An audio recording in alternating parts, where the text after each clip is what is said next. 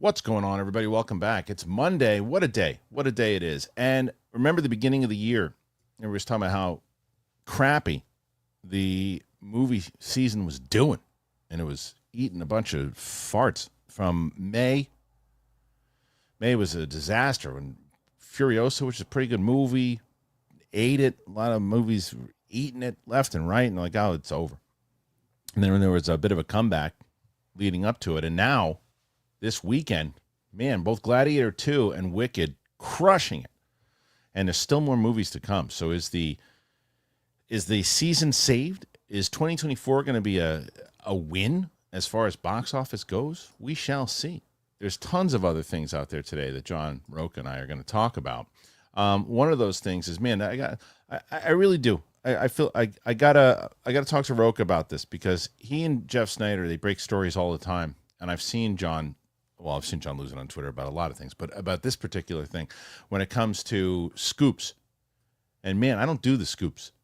I did, and I broke a story about the Eternals. Yeah, that's why I noticed I no one covered it because it's a 2-year-old movie about the Young Avengers, how it's going to be a TV show, and then other people started to report on it, and they're like, "Oh yeah, this guy reported it's going to be a TV show." Like, no, we did. Be nice. Tell us that we're doing our job. Mighty Mouse also has the series. That's our stories. That and more on the show today. So it's me and John Rocha. Let's get into it, everybody. Christmas time is right around the corner. That's right. I'm just going to throw random things out there. All right, here we go. Here's the show. Where's the logo? Where's the stuff? Where's the thing we're doing? Oh, here it is.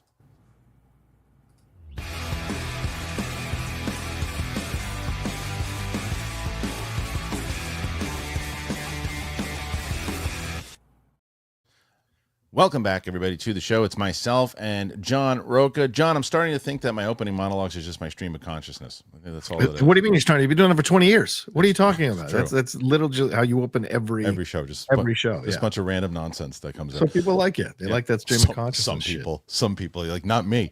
You know, I said people. It is so. As I was talking about though, before we even jump into the story itself, but. How frustrating! Look, I don't ever break stories. I never break stories. I don't ever do that at all. But like over the week on Thursday, Friday is when we did the story. But we did the story. I'd heard that Young Avengers was going to be a TV show and not a movie, right? And so I report that, and I said that, and I didn't have the name of it, like the champion stuff and all that. But then over the weekend, I see. That it's confirmed. So and so confirms that there's going to be that the Young Avengers is actually going to be a series. And I was like, that's not my name.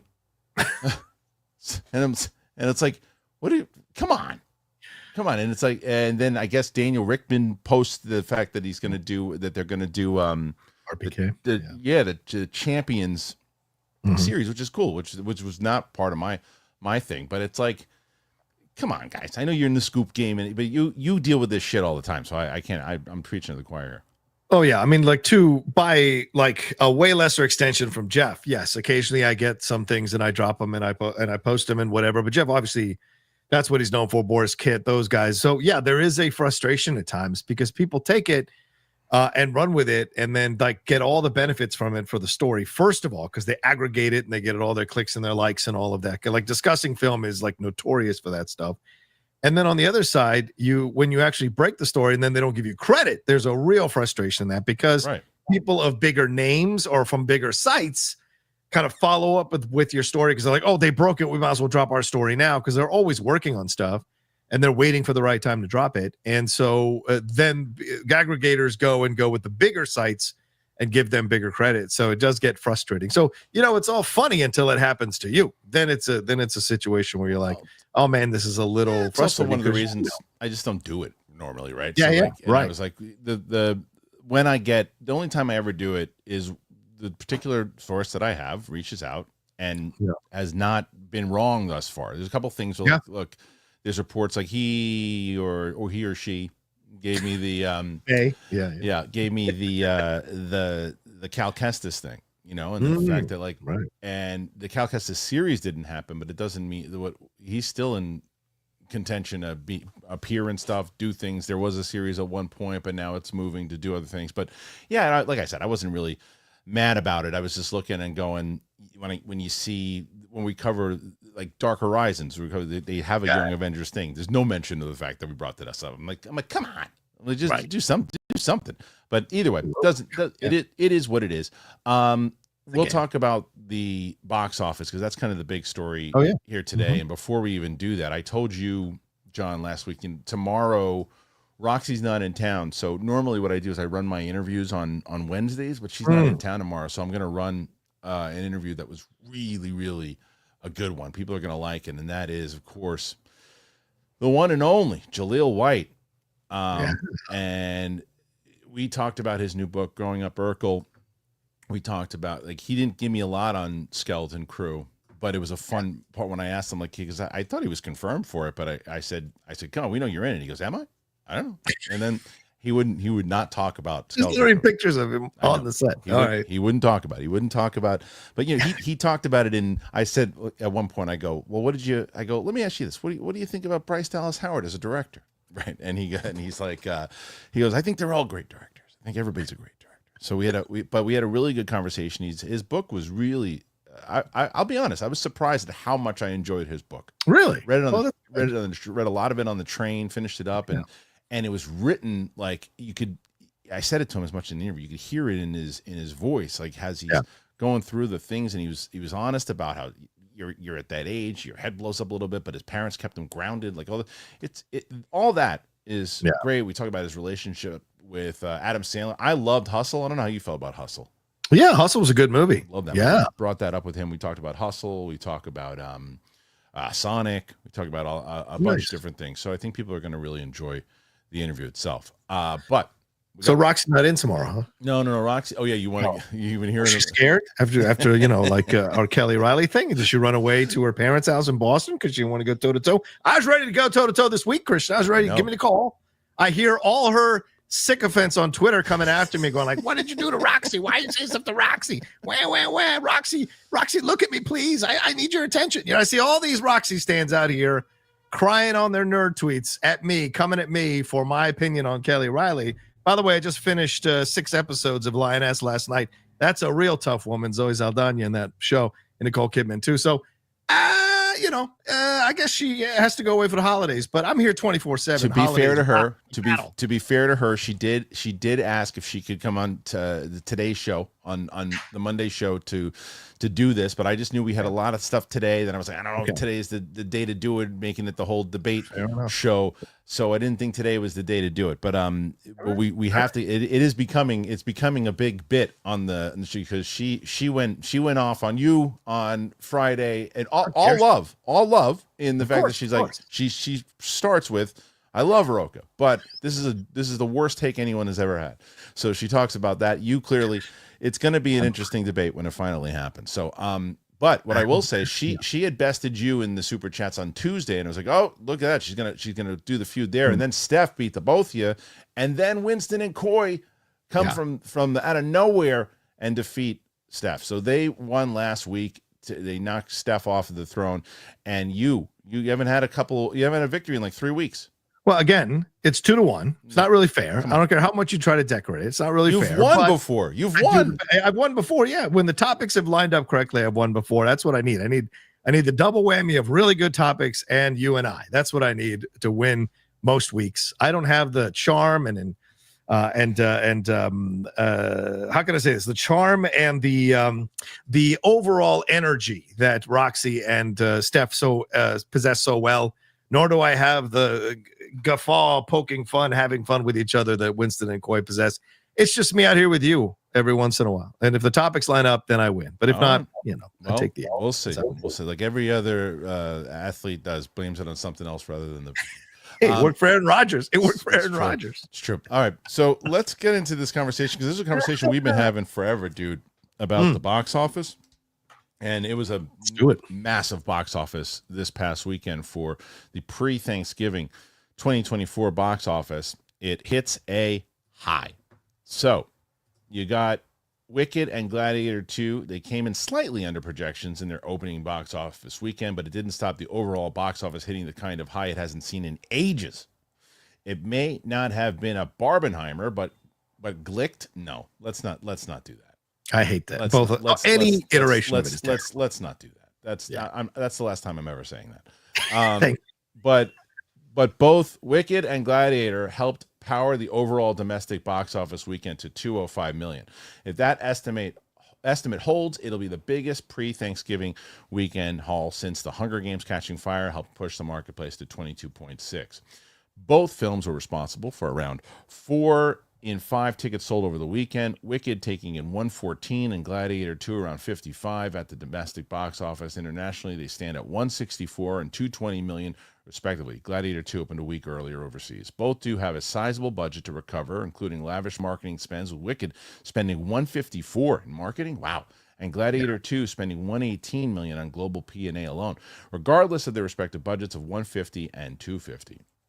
Wicked broke several records, the biggest domestic and global opening for a film based on a Broadway show, biggest opening for its stars and director, and the biggest global opening of 2024 for a non-sequel. That's not going to be the end of it, though. Disney will unleash Moana 2 in multiple markets on Wednesday. That film expected to haul in at least 125 million over the 5 days, and very likely quite a bit more, with some projections going as high as 150 to 175. What do you make of that, John? I think it's great. I think it's fantastic to see this. There's no comparison at all to Barbenheimer, because that was far and away a bigger box office splash cumulative for an opening weekend in July of last year. But this is great. I mean, look, the Gladiator 2 is a fun film, not a great film, but a fun film. And Wicked was a joy, an absolute joy to watch. I went by myself, 4 other people in the theater in 3D, and enjoyed it. So to see people coming out for it, I'm very, very happy to see that. And see the amount of money that it's making, and making up for like how Joker Folie à Deux fell apart, and other films that were supposed to do well, like Venom: The Last Dance, not doing well. This goes and kind of helps the box office overall. And they were saying that some of the ticket sales were hovering around the pre-pandemic numbers, and that's a positive sign for the box office. But I mean, you have to be honest here, right? These aren't small independent films. These are massive tentpole pictures in essence, and have a big studio around it. There is a second part to Wicked coming, and I guarantee you, if that's a massive smash, they're going to spin that off in some way to some other, from the mind of Wicked or from the world of Wicked, like John Wick did. And then you've got Gladiator 2 here doing well overall. So I mean, I think this is a great thing. I'm not altogether surprised, but I do think that Wicked is the one that is going to keep having legs through Christmas. And I think Gladiator 2 is going to slowly fade out as other movies come along, as I look at it. I agree with that. 100%, because there is something about Wicked that is going to be in the way that Avatar, it's like it's an experience that people will still want to go back and have fun with and sing along with and do all these things with when they're in there, and you can see them repeat viewing. And as I always use like generations to kind of describe what's happening in the movie world, right? Because like what is one of the main reasons that box office took a hit is because when we were, and still for a long time, we were kids, but the age graphic, the demographic you want to go after is like 15 to like 22. You want to, and those people aren't really going to the movies that much anymore. They're scrolling on TikTok and Instagram, right? Yep. Unless you really get them into the theater. My daughter, I never hear her say, I want to go to the movies unless it's like, I'm going to the movies. Do you want to go? Yeah, I'll go eat the popcorn and go watch a movie. Sure. But she's not saying, oh, I got to go see this. Well, that wasn't the case. Her and a bunch of her friends for a birthday party went and saw Wicked. That was the birthday party. They went to see Wicked. So like, and she's, almost 13 years old. So you're getting everyone out, and they were singing in the car, and they're doing, it's like, you're 100% right. That it's going to have legs and continue, because it's different. It's different.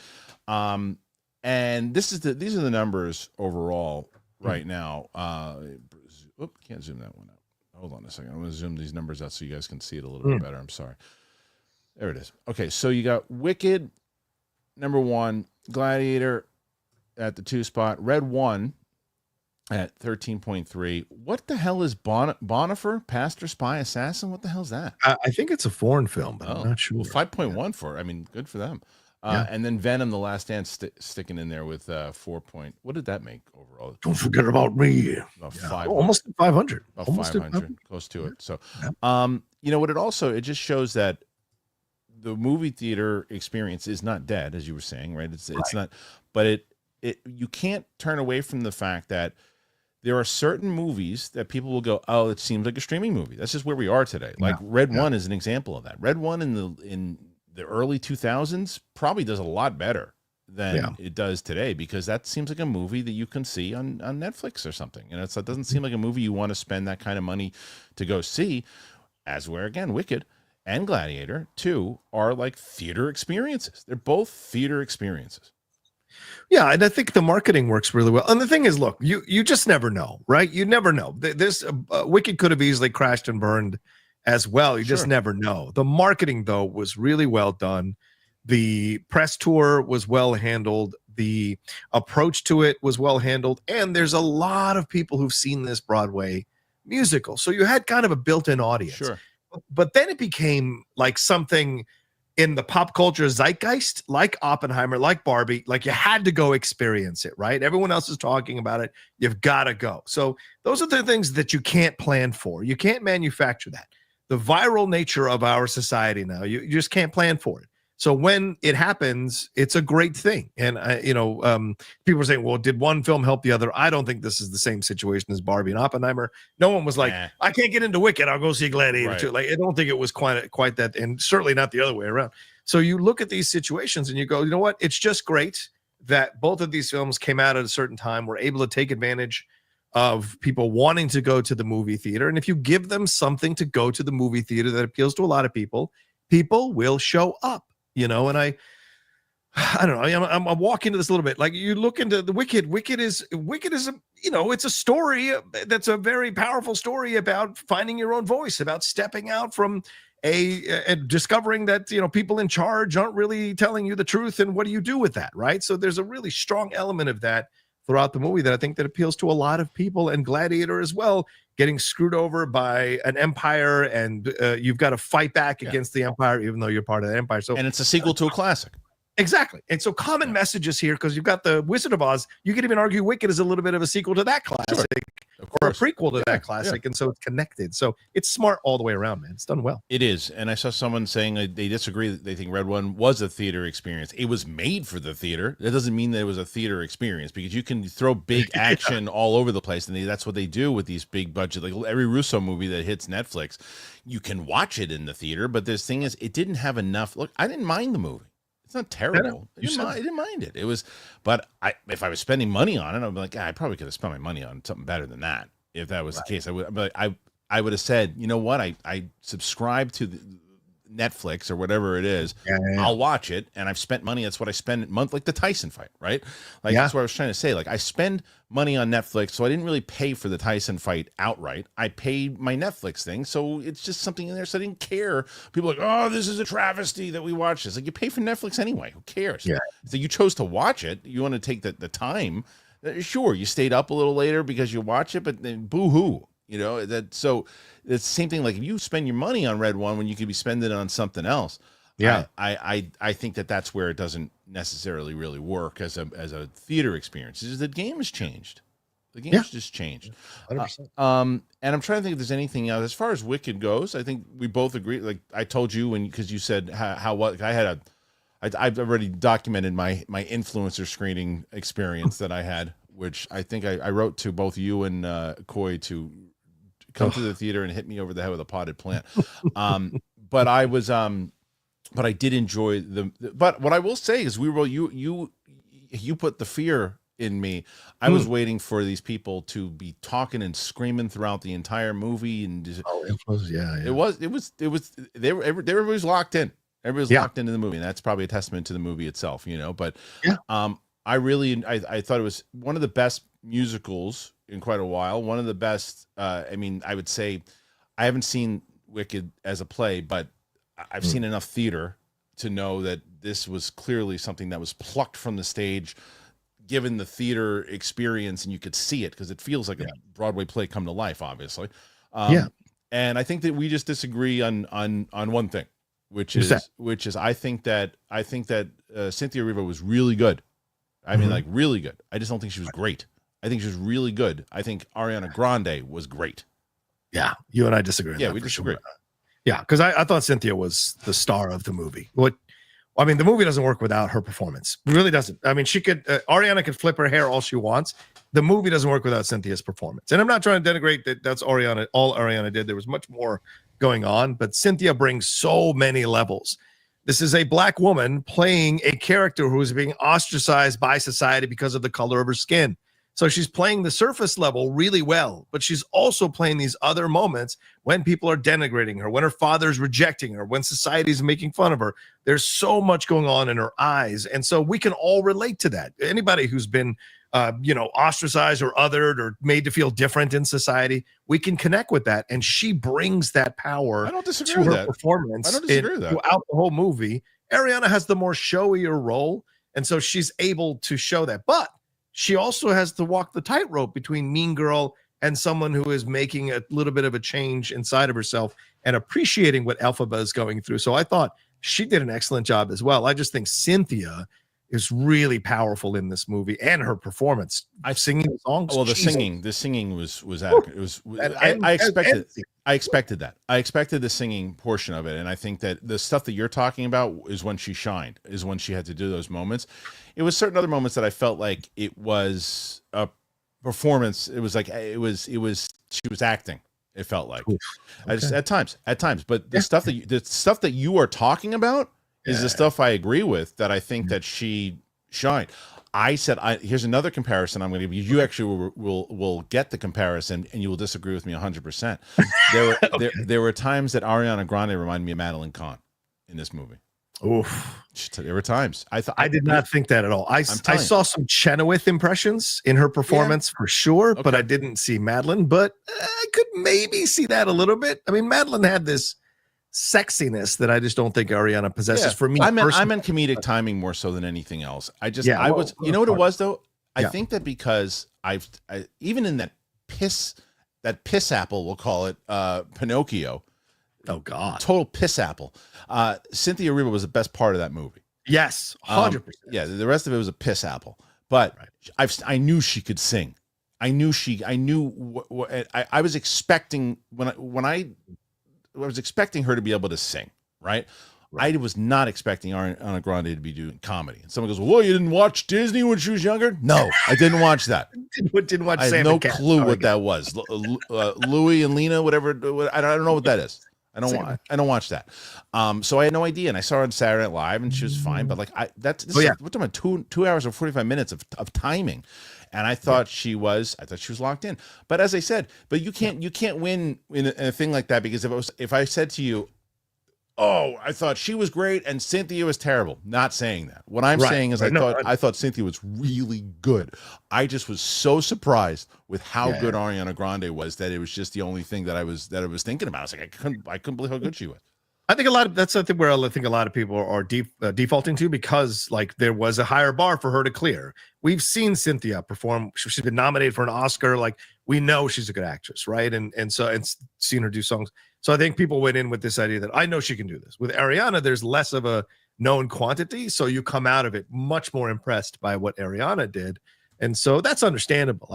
I will trumpet for Cynthia because I think it shouldn't be forgotten. I think I'm on an island. I'm on an island. Every single person every single person I've talked to so far about it feels like, I don't know what the hell you're talking about. I think she was my daughter said the same thing. My daughter was like, I said, who did you? I said, who? She's like, she wants to do Elphaba eventually. She wants to play Elphaba, So she's like, so her thing when she just thought Cynthia was just incredible, right? And so and Roxy said, I respect your opinion, couldn't disagree with you more. Same thing you're saying. I feel like I'm on an island, and that's fine. Either way, really, really solid performance by Wicked. I'm very curious to see. The second one's going to crush. I mean, it's going to crush. Oh, yeah, probably. It's going to. And I'll be curious to see what new stuff they add to it too, because they added some new stuff for this first part. Not a lot, but some new stuff for sure. Yeah. This is something I never thought I'd hear myself saying in a second here, but well, Moana they mentioned inside of this article, right? You going to see it tonight? No, I don't have a screening for that here in San Diego, but I will. But there is a showing tomorrow, Tuesday. It comes out.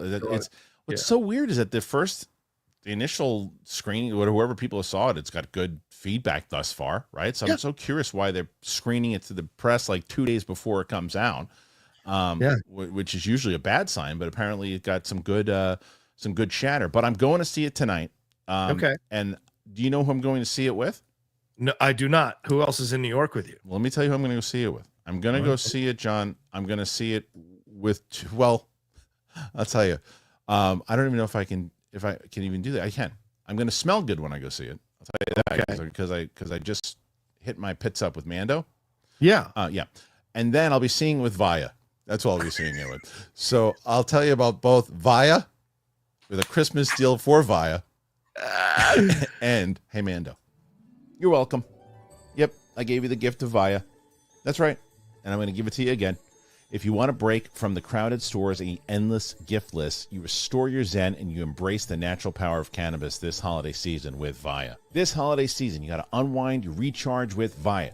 Whether you're enjoying a quiet evening at home or embracing the festive cheer, Via's premium THC and THC-free gummies will help you find your perfect holiday balance. Via is well renowned for their award-winning THC and THC-free gummies, and they legally ship to nearly all states in the U.S. in discreet packaging directly to your door with a worry-free guarantee. There's no medical card required. Right now, Via is having a huge holiday sale. For a limited time, you can save up to 25% off of site-wide plus up to 50% off select items and bundles. So if you are 21 and up, check out our link to Via's website in the description. I absolutely love Via. There's so many different things. It does feel like Christmas when you get it. Anyway, my favorite one is the sleep one. I really dig it. It's wonderful. Really nice dreams. Use that code Kristian for 25% off. And after you purchase, they're going to ask you where you heard about them. You got to support our show, and you tell them that we sent you this holiday season. Enhance your everyday with Via. You're welcome. Hey, Mando, y'all been running around, working out, just walking. And you're like, oh, that stinks. No matter where it is, your pits, your nuts, you need Mando. I like Mando because it's smooth, baby. But I like when I'm in the shower and I'm using any of the Mando stuff, I'm like, oh, I smell wonderful. And I didn't know how it was going to work before I even knew about Mando. And then now that I do, I can't go back. I love it. Deodorant is wonderful. It is safe to use anywhere in your body. You can use it on your pits. You can use it on your nuts. You can use it on your thigh, no matter what, your belly button, your butt. There's a lot of different variety of fresh scents that you can do. Bourbon leather is the one. I talked to Winston about one. That's the one I think he uses too. 12 hours after the shower, the average man's Grundle odor level was 5 out of 10. With Mando, the average Grundle odor level is a 0. Mando starter pack is perfect for new customers. It comes with a solid stick deodorant, cream tube deodorant, 2 free products of your choice like mini body wash and deodorant wipes, and free shipping. As a special offer for our listeners, new customers will get $5 off a starter pack with our exclusive code, Big Thing. That equates to over 40% off your starter pack code. But you got to use that code Big Thing. Go to shopmando.com, shopmando.com. Smell fresher, stay drier, and boost your confidence from head to toe with Mando. Use that code Big Thing. All right. Thank you to both Mando and, of course, Via. I love Via so much. It's the best. It's Christmas gifts, and that's the other thing is that my wife yesterday going through what's the code for this, what's the code for this yesterday, buying people Christmas gifts. Use my codes for Christmas gifts. It's it's totally worth it. All right, let's get into some more stories here, John. Okay, and what do you got? We got this thing that was ripped from us, stolen. Just kidding. For some, this is Young Avengers becomes a champion series. Oh, we're still doing this. Okay, let's go. Yeah, we should talk about the story itself, even though people don't do things morally. Correct. For some time, it seems as if Marvel Studios has been moving towards a Young Avengers film, even though one has yet to be officially announced. I'm going to help rewrite this for Dark Horizons too. Please do. I will. Then this weekend, a report suggested there's reason for this. The project. Oh, let me do that again. Hold on. So then, right before the weekend started on Friday on the Kristian Harloff show, they talked about how this is actually going to be a TV series, and then somebody else during the weekend suggested there's good reason that the project is rumored to be scrapped in favor of doing the project as a Disney Plus series called Champions. Daniel RPK didn't actually break the story about the TV show. Kristian Harloff did, but he broke the rebrand of champions. Comes that many of actors who make up the Young Avengers aren't exactly young. In the comics, they're all teens.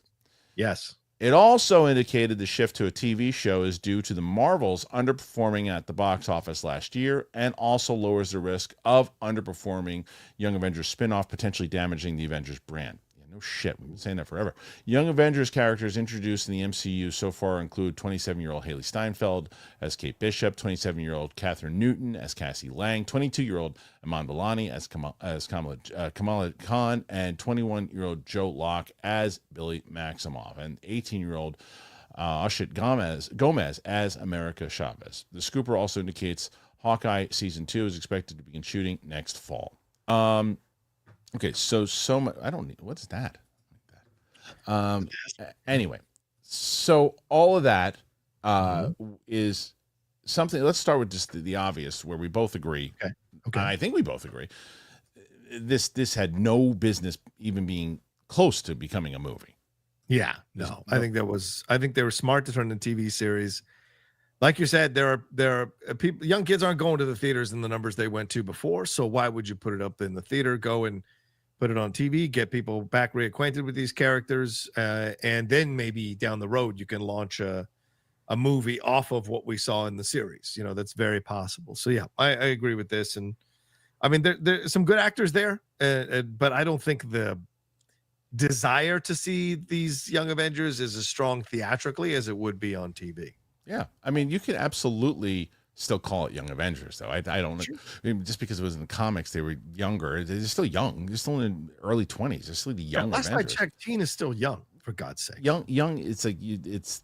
They didn't say teenage Avengers. It's a Young Avengers, right? Yeah. So you could still do that if you wanted to, but change it to champion. Fine, I agree 100% that it needs to be a TV show, and plus the fact that you've had both Haley Steinfeld and Vellani do the TV stuff and do it very well, and you build up on it, and then you can debut them later on in the movies, and you know, it does well, then there you go. But I think that it's also if this is true, it shows the smarts of going, okay, look, let's not just try to push something that's not working in the theater, because we're gonna pay for it on so many different levels. We're gonna pay for it from fans. We're gonna pay for it from the bosses going, hey, this isn't making money.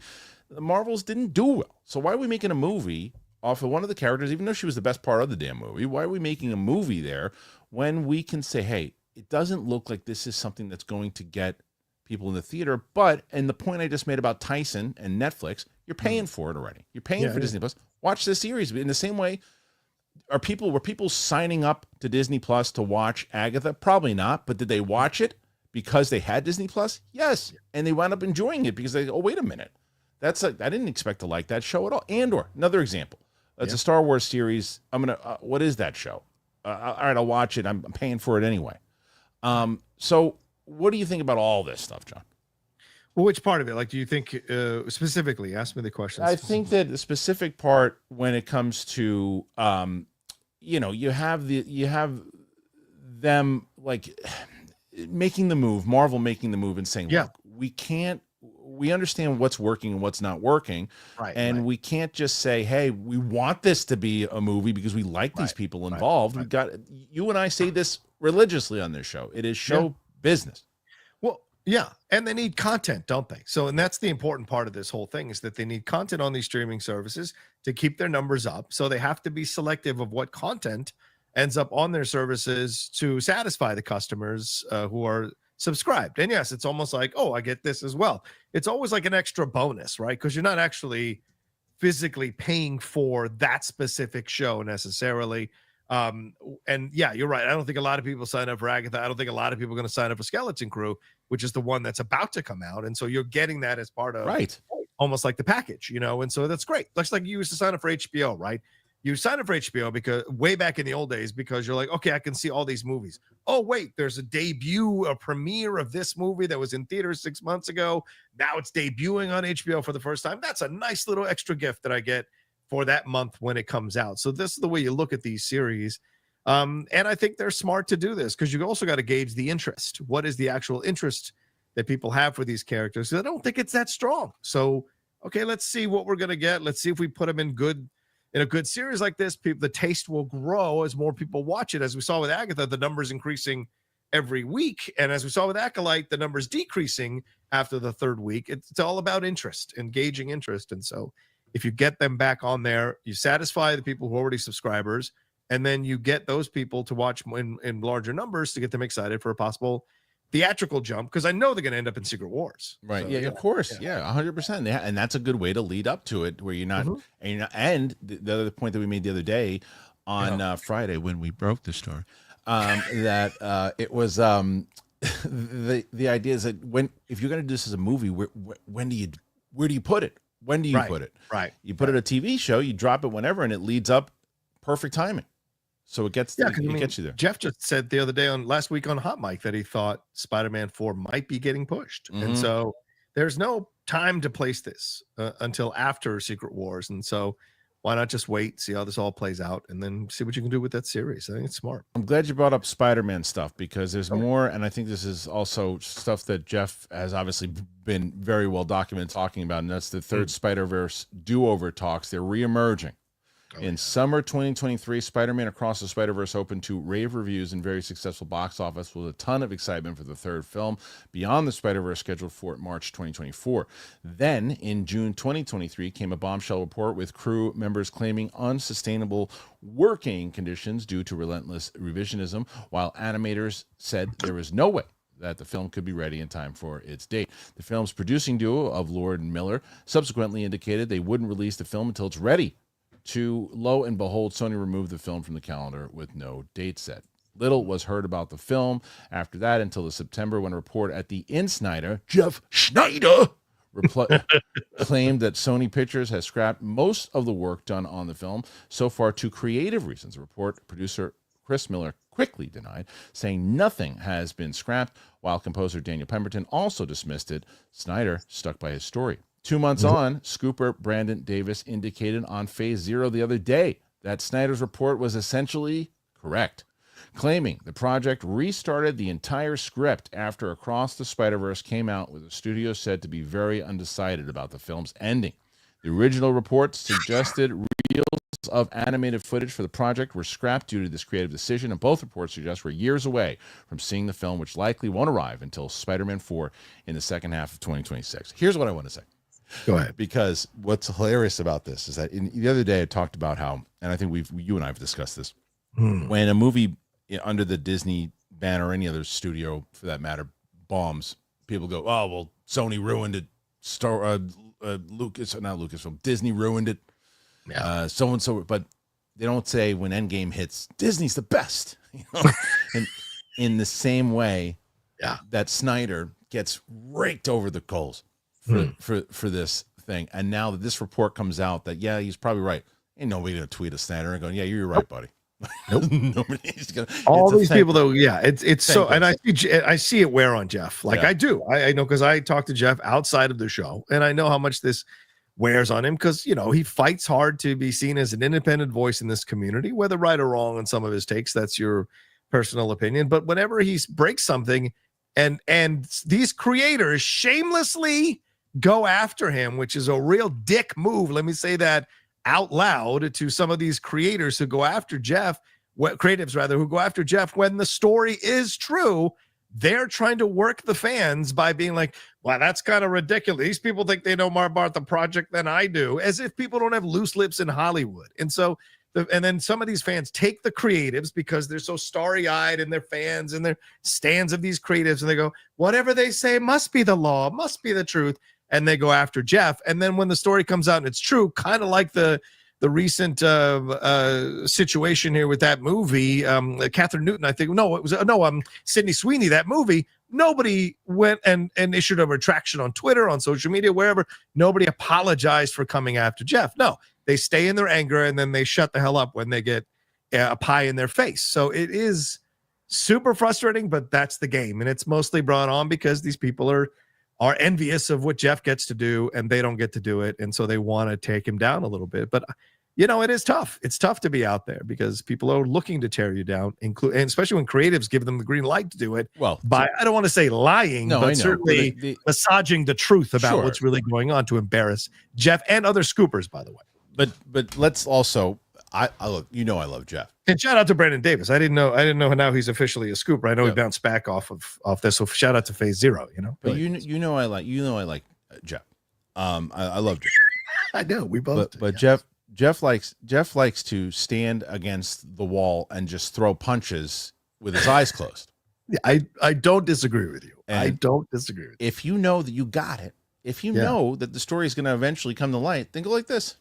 Shut your phone off and go play basketball. That's not how Jeff's built. No, it's not how he works, and that's why he gets stressed out. And it's just like, because he knows it. When I say that to him, he goes, "I know." It's not, and it's the same thing. It's like, yeah. I mean, look, there's people in here that said, "Oh, well, when you 1 for 30, what do you expect?" Jeff is not 1 for 30. Jeff hits a majority, and when Jeff gets stuff, you can't win. And as I was mentioning before, when there are things sometimes you get a report on, and it's like, oh, well, they switched things up, and it's like, well, so and so was absolutely in the works and looked like they were going to be cast, and then it was a last minute decision. You never hear about those things, but he's bringing it to Jeff is athletic. Someone's wrong. He plays basketball all the time. All the time. You are wrong, Randy. He plays and he's good. Man. You clowns never stop. You people never stop. Stop being so angry at other people who are doing what they worked hard to do with their lives. Stop it. It's not going to make your life any better. It's not. Stop it. Cut it out, for God's sakes. Yeah. Well, the other side, but the thing with it's like this. If you guys are saying like 1 for 30. You know your father, you grew up with your father, and then you say your father's going to do something and your father doesn't show up. Now, do other people get to say to you, you're 1 for 20 with your dad? I don't know how much you really know your dad, how much you do this. That's the thing in this situation. And creatives change their minds all the time. Studios change their minds all the time. So when you're reporting on something, because you've gotten some information, and Kristian, you know this as well, over the years you've been doing it, things change from when you reported it, 100%. And then people can claim and go like, oh, you were wrong. It's not true. At the time we reported it, this is what we were hearing, and that's a valid thing to be able to say. It's not a gotcha thing for y'all to jump up and down like crazy monkeys about it. That is the business that he's gotten himself into, right? It's like when you miss. You're right about that. I mean, it's true. Like I still kind of break balls to people too, and we didn't even report this. This was a report that was out there about Downey could potentially be Doom. Yes. And so we led with that. And we said, could Downey be Doom? And someone was like, really? You're going with clickbait? How can you be going with clickbait? No way. Blah, blah. And then like literally over the weekend, he was announced as Doom. And those people don't come back and go, no, they don't come back and apologize. No, they don't. But that's the game. That's what it is. And you've got to understand, like, that's what it is. It's also human nature to go, wait a minute, you're wrong. Oh, you weren't wrong? Whatever. I got bad things to do to tell you you're right. Exactly. Yeah. So it's people don't like to admit they're wrong. Yeah, but it's the game. It's part of it, and it's also why I'm really kind of breaking chops more so than anything else when it comes to the whole Young Avengers thing, because I don't break scoops. It's not what I do. It's just funny to watch how it's like it just works like that, and I can only imagine if you do it for like your career, like Snyder does, how frustrating that could be. Yeah. But you've been on both sides of it, right, Kristian? I mean, because like, when we had Schmodown shows, how many of those after shows were breaking news about the Schmodown? I'm sure you got frustrated. I know sometimes I would see stuff or read stuff. Like, sure. Where are you all getting this nonsense from? Yeah, right? It was so it's interesting to be on both sides of it. Yeah. Oh, there were so many. It was so fun. I did feel how like studios and stuff too. There were so many BS rumors that used to come out. I'm like, what are you talking about? Who's what? I remember there was a whole report about how you and I like, John Rocha. Him and Harloff aren't friends anymore. And I'm like, and I remember texting you going, do you see this one? Like, I think the day that it broke was hilarious. Anyway, the other thing is, it was all Bibbs. Do we know that it was all Bibbs? Yeah, Bibbs was writing it. Sure. Bibbs was right. Did you see the trailer for Sonic today? I'm not a Sonic person. I've only ever seen the first movie, so I did not. I didn't do a reaction because I didn't want to disrespect the problem. Sure. Go ahead. Well, the trailer. I mean, I didn't read the whole thing. Basically, the trailer came out today, and the latest Sonic. And I had a debate with Luke, producer of the show, and nice. And he and I were talking, and he thinks that this is going to do better than Mufasa. I do not agree, and I'll tell you why. I'm not going to tell you it's not going to be better than Mufasa. Right. You mean quality wise? Yeah. Quality wise, it absolutely could be better. As far as performing box office wise, he one of those reasons because he runs his channel, which is Galaxy Geeks, and they do polls of what people are more excited for, and overwhelmingly it's been Sonic. That doesn't surprise me. But again, the average person who's not subscribed to the movie channels and the reaction channels and things like that, do not discard the Lion King brand. The brand is strong, and it is going. It is going to outperform Sonic. I will. That's a bet that I'll take. This fall, Jason Statham in the Lion Guard. Hey, can you get those hyenas? You know what I mean? Put that lion down. The situation here with Luke, I love Luke. I had great conversation with him recently. But I mean, with his channel, it is called Galaxy Geeks. How many geeks are crossing over to be necessarily Lion King fans or Lion King prequel fans? I don't necessarily think that's the crowd that's going to cross over. The Venn diagram doesn't seem that big in that way. So of course they're going to default more to Sonic. That's much more of a geeky thing. So I can get him using his community for that, and that totally makes sense. But I think it is because nobody saw Lion King making 1.6 billion. Nobody. No, not that. The brand is strong, and so those of us in the bubble might be like, "Well, is it animation? Is it not animation?" We can argue about all the semantics of all that. What it matters is it a good movie, and are people going to be entertained by it? And Disney is such a massive brand, and the Lion King thing is deep. That is deep in generations of people's souls, and I think those people are going to come out and see the movie in large numbers. I don't think Sonic has the reach that Lion King has, so I'm going to default to your side. But yeah. I mean, it's possible, but I think you're more right. It's going to do very well. There's no doubt about it. But it's not. There's some people who think that it's going to defeat Mufasa. It's not. It's just not going to defeat it box office wise. It could very well be better. It very well could be better. It will not. The second you start playing, Savannah, people lose their minds, and they're going to go see it, and they're going to take their kids to see it, and it's going to be this huge, big movie. So Sonic's going to do gangbusters on this third movie. It's going to make a lot. There's going to be a lot of stuff for people to watch.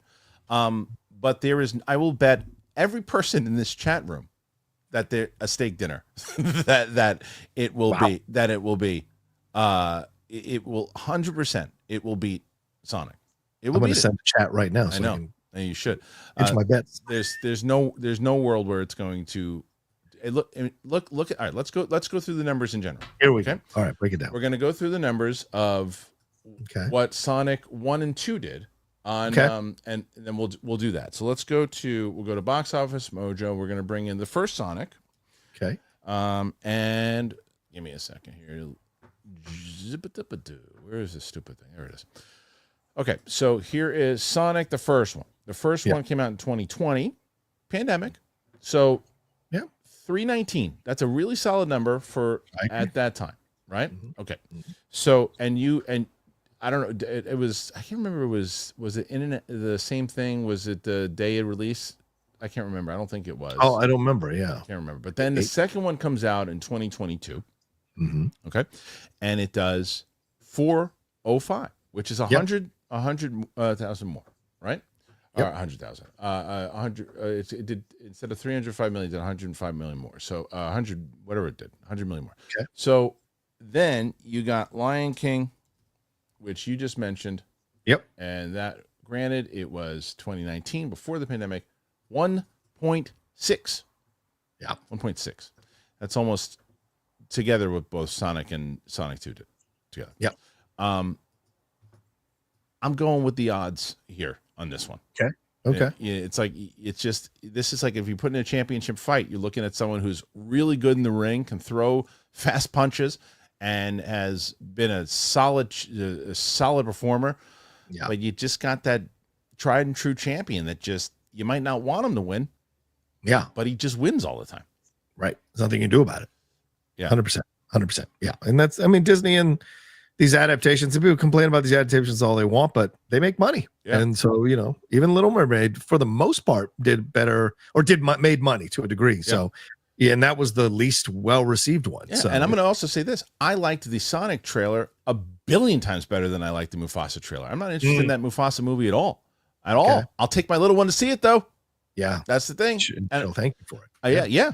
I have to see. She hasn't seen the Sonic movies, so I don't know if she will, but I know she likes Lion King. I know she. So, and Lion King still has that magic. It still has that magic. So, And that's not, someone says Little Mermaid barely broke even. Has nothing to do with this. It has nothing. There's so much more with Little Mermaid in general. This has nothing to do with that. You can talk, you're talking about Lion King. We're talking about Lion King. Yeah. If you would have said, if your argument was Lion King, the live action one, only barely broke 400 million, then I'd say you got a point. Yeah. Yeah. Right. Well, the thing with the Little Mermaid thing that I'm pointing out is that with all the negative reactions to it, people did all these videos to try to tear the film down. People did all these think pieces about destroying it and all woke and all of this nonsense. Never mind that none of them are saying anything about Elphaba being black. Okay, fine. But like the pick and choose of it all. But like this film still broke even. It could have easily been a bomb with all the mounted pressure against the film. But the fact that it broke even, I think, is a testament to even the worst of them, or what is considered to be the worst of them by a lot of these people, still broke even, and that speaks volumes about the brand awareness that young people have about these live action adaptations. Let's see. I'm not asking people in the chat room right now what you're gonna see. I'm asking what you think's gonna win. Do you ask? Just put either Sonic or Mufasa. Put that in the chat room and light it up. I think that's really the majority of the big stories.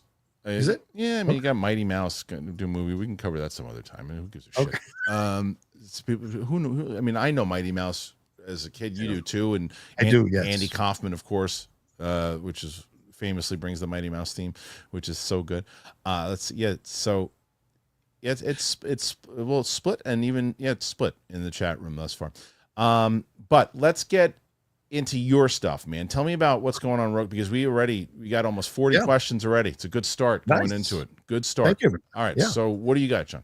Yeah, the Outlaw Nation tonight. We're going live at 7 p.m. PT with the Geek Buddies to review Wicked. Mike Vogel has got a lot to say about that musical, and Shannon McClung and I are just going to ride his coattails into the western sky to see what his thoughts of all this is going to be. So we had a lot of fun discussing that. So come join us live at 7 p.m. PT tonight on the Geek Buddies. This is Thanksgiving week, so I don't know how much content we're going to have, but we're definitely going to have another Hot Mic episode before Thanksgiving. Hopefully we'll lock down another Jedi Way. We'll see, but more Geek Buddy stuff coming throughout the week as well. And I will drop my review for episode 2 of Dune Prophecy tomorrow morning. So a lot happening here on the channel. Come and hang out with us, youtube.com/John Rocha Says, or just type in Outlaw Nation and John Rocha and it'll come up. I'm so behind on so many different shows. I started watching the new season of Cobra Kai, but then my daughter was like, "Hey, don't watch that without me," so I'm going to watch that with her. Oh yeah. Still haven't seen Arcane season 2 yet. I've been dying to go see that. That's another one. Yeah, can't wait to see it. Haven't watched Dune, but you know what I did watch? There's 2 things I watched. I watched Juror number 2. Oh, did you like it? I did. Good. I did like it. I did like it. It's on my schedule for today. Yeah, I did like that movie. Juror number 2, and then the other one I started watching was the Super Slash Man, the documentary that Christopher Reeve. Oh, such a great doc, man. Yeah, hard. My wife was watching it with me, and she starts tearing. She was, "I can't," and she went to bed. She just couldn't do it. Not because it wasn't good. It was on the contrary. It was that powerful that she's like, "I can't go to bed like this." And it was, so I was watching it for a little bit. I was in that kind of grouchy old man mood last night too, though, because I'm sitting there. Finally, everyone leaves me alone. All the kids are finally upstairs. My wife goes upstairs. I'm like, okay, I can sit down and finally watch something. Within 15, not even 6 minutes of watching it by myself, I get called upstairs to do something else. I'm like, the hell with this, and I just shut the TV off and went to bed. I actually went. I didn't go to bed. You know where I went? I went into my cabinet. I grabbed myself some Via, and then I went to sleep. Exactly what I did. 100%. All right. Let's get into some of these questions, because we got to go 39, and you're going to. And the good news with you this week is you got a good shot to win it, because it's only going to be really 2 days. You only got Steph and Brett to compete with, because we're not doing a show on Friday. Thursday we're not doing a show, and so it's you versus Steph and Brett. Steph and Brett are going to be. I may come back and make you do a show on Friday so I can win the week. I may come back. I might do. Friday would be Winston and Coy, but I'm like, but I've already been. We don't need them. No, I know. My wife has been very. She's like, take the day off. Come on, take the day off. I'm like, come on, and she's like, so we're doing things. I get to take the day off on Friday, but Ewok. I'll host the show. Just leave it with me. Hey, I might take you up on that. Come on. Would you want to run the show live on Friday? I would love to do it. Maybe. Let me bring on who I want. I would love to do it. Well, I don't know about that. It depends on. I'm gonna bring in Matt Sarah. Come on, Matt. What do you got to do now, Matt? I'd love to have you guys on the show together. Hilarious. I'm doing a show with him in a little bit. It was, it's great. It's so great. The other day he was on. We were shooting some episodes of his show, and we had Phoenix Carnivale on, and he took her back to the train station, and he's like, he goes, "Do you want anything when I'm out?" I was like, "Yeah." Actually, there's a great pizzeria right there. If you want to grab a couple slices, this burrata slices that it's just so good that Brett and I love at this place. And so he walks in there, and he goes, because he's a big pizza head too, like me. Yeah. And the owner is like, "Hey, champ." He's like, "Hey." He was like a huge UFC guy, so he gave him the whole thing for free. I was like, "Oh, shit, I would have had you get a pie." But that was pretty great. But we talk about.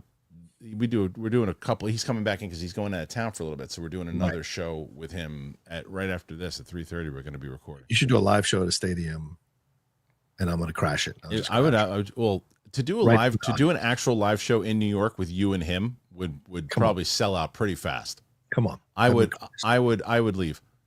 Because it's going to be I already see it. It's going to become the debate would be. Legendary. Don't give the sucker no statue. Give him some guts. Legendary. Yeah, exactly. Ewok. Why aren't we giving Kraven the benefit of the doubt? J.C. Chandor has never made a bad film. Margin Call and All Is Lost are both top tier. I don't think it's a matter of Triple Frontier was dog crap, and you know it. I didn't see it. But why? But I am giving the movie the benefit of the doubt. I'm not giving Sony the benefit of the doubt, and I'm not giving the box office the benefit of the doubt. Because it is coming in at a time that no one's talking about this movie, and everybody is bored to tears with everything that Sony has done. And it's just one of the, unless right now superhero movies and comic movies are in a place that unless you are really getting a movie out there that people are pumped to see, it just becomes another, it's a genre now of like where a bad horror movie pops up. You're like, oh, it's just one of those bad horror movies. But if it's something that looks intriguing, it looks like a pretty scary horror movie, I want to go check it out. So it's not a matter of J.C. Chandor. I think it's a matter of the powers that be and where we are. Yeah, it's a Sony thing. It's more than anything else. Because you're right. I mean, Margin Call is a good movie. All Is Lost is an excellent movie with Robert Redford. Maybe that and Man with a Gun or whatever it was called. Those are the two best Robert Redford performances recently. And then A Most Violent Year, which nobody talks about. Yeah, that's a great film with Oscar Isaac and Jessica Chastain. It is. Yeah. And so Triple Frontier was the one that wasn't that good. But you're right. But J.C. Chandor, overall, good director. Yeah. But you're in the Sony system. Yes. What they require. I think the movie will be decent and better than most people think it's going to be, but I think it's going to eat shit at the box office. All I've heard is that it's a bloody action fest and there's not much story. No, it reminds me of Dolph Lundgren's Punisher from back in the day. But I like that movie. Ewok. Chandor's worst film is Triple Frontier, and even that was pretty good. He liked that. Yeah. Is there a worry that Sony hijacked Kraven like Fox did with Gavin Hood? No, I don't think that they'd be able, because you got to remember that Gavin Hood was coming off of Satsi at that time. I think he only had like one film, maybe two, so they could bully him around a bit more. Chandor's been working for a bit, and Chandor can be like, no, I'm going to do this. And that's not to say that the studio can't still throw their might around, but I think less so than that example. They probably have final cut, so they'll do what they want with the movie, or what JC may want to do with the movie, because they try to cut these things down to like an hour and a half for the most part. And you're right to bring up Gavin Hood. That was a film director who was kind of still new in his career, and I interviewed him for that show I used to have at Collider, and they made me cut 20 minutes of that interview that I had never broadcast, where he talked about his experience about being pushed aside. It's a pretty harrowing conversation about how the studio can abuse a young director and manipulate a young director and screw over a young director, and then have them take the craps for it, so the executives get away scot-free. So I have nothing but sympathy for Gavin. So it's an interesting comparison to make. But I think JC is a much more seasoned director at this time, as you were alluding to, Kristian. So yeah, I'd love to hear that snippet. I still have them. I still have those 20 minutes. They made me cut it, but I've saved it under lock and key. The same thing with Cody Smith McPhee. We had a really great conversation. He revealed some stuff about X-Men and what the contracts were, and they made me cut it, but I've kept those locked in a vault, man. So for whatever reason, when the time comes. Yeah, I'd love to see that. Kenneth Colton, Gladiator 2 was awful. Really? I didn't think so. I felt the entire film, from the weak story to weak acting, reminded me of tasteless imitation that aims for nostalgia yet delivers nothing of substance. I was not entertained. That's fair. Like I said, I think that if people are trying, and you and I had this discussion / debate already, where I just think trying to match it up to the original one, if you're going to go in disappointed, if you're trying to go into like this is going to be an Oscar-winning film, I was expecting a big, huge, epic sword and sandals thing. I did not like some of the CGI in it, but other than that, I was entertained. I enjoyed watching it. I like being back in that world. I think awful is a stretch, but that's your opinion. I enjoyed watching it. Yeah, I would say so. It's a fun action movie. Yeah, for sure. As long as you're not going in expecting Gladiator, a remake of Gladiator, then it's a fun film to have. But I don't think it was awful. No. And the acting, how can you come for the acting? Who was terrible in the movie? Yeah, Denzel was a blast. I thought Mescal did a good job. One of the emperors, not that's fair. Not the kid from Stranger Things, but the other kid wasn't. Right, Heckinger. The other kid wasn't great. I don't know if that was his fault or it was Ridley Scott's fault. Yeah. I don't know. Armada quoting the great Mad Hatter. Mustard. Perfect. Carlton Rudder. London Calling. What's up, Carlton? Not a big musicals guy, but I enjoyed Wicked. Also started Silo on Apple TV. It's a great series so far. See you later, Kristian, for the live Q&A. Yeah, we're doing a Q&A on both the Patreon and members. So nice. What I'm going to have to do is, like last week, as I mentioned with Matt Serra, we had the live stream, like the bar thing that we do, and I had to cancel it because I had to get Matt into the studio to knock out 2 episodes, right? And like my time just runs out, right? And so today PLD's like, hey, you got the Q&A at 5. I'm like, oh, I'm on a train, but I was like, you know what? I'm gonna try to do the Q&A from the train. Nice. Let's see if it'll be kind of fun. See if I can do the Q&A on the train. So if you want to see me do a Q&A on the train, become a member today. Are you going to whisper your answers, or are you going to be out loud? Depends on where I am. It depends on if I'm sitting far enough away, then I'll talk loud enough. If not, I'll whisper and people understand. Keep it down. Yeah, shut the fuck up. That'll be the old lady right next to it. Right. Ewok, thoughts on Idris Elba as Man-at-Arms in Masters of the Universe? Is that true? Yeah, that they reported that on Friday. That's great. You don't like that? I don't know what this movie is. I don't know what this movie is. I think madness. No.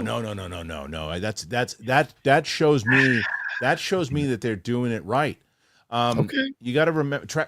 I have not been. I don't want to go. You know my story with Masters of the Universe. You know it. I know, right? Yes.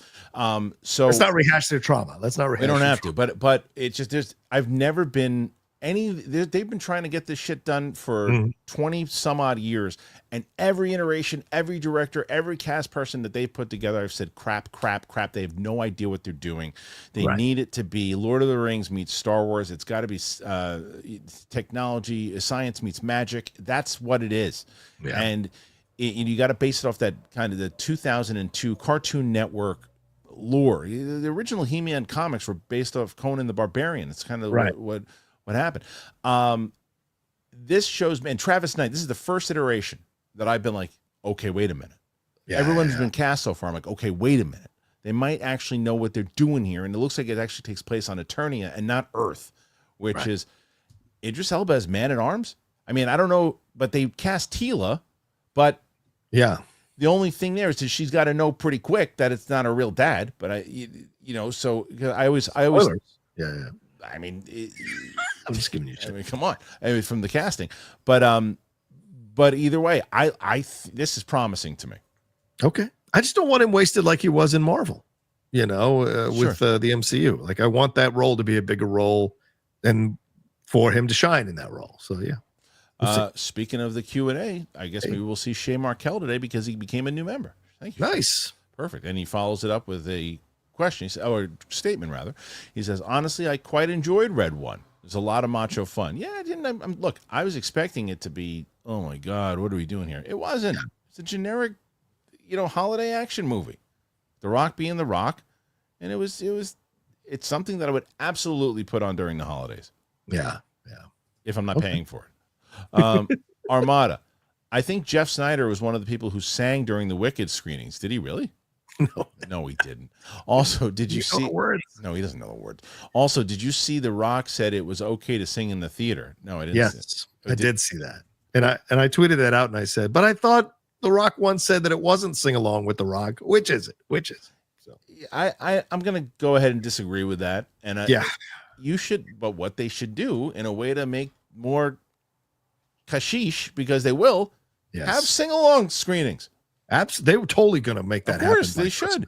But I don't want to. I don't want. And I was so happy. I was terrified that was going to happen in the screening that I was at. Well, the influencer screening. Yeah, I was terrified that it was that somebody was going to break in a song next to me. The person in the tutu was going to start singing, and I'm like, please don't. Please don't. And they didn't. They didn't. And so I don't. I think that's. I don't think you do that. In the same way you don't talk loud, you don't sing. Well, I'm enthusiastic. I don't care that you know the words. It's not impressing me that you know the words. Yeah, I agree. The great Tim Sim.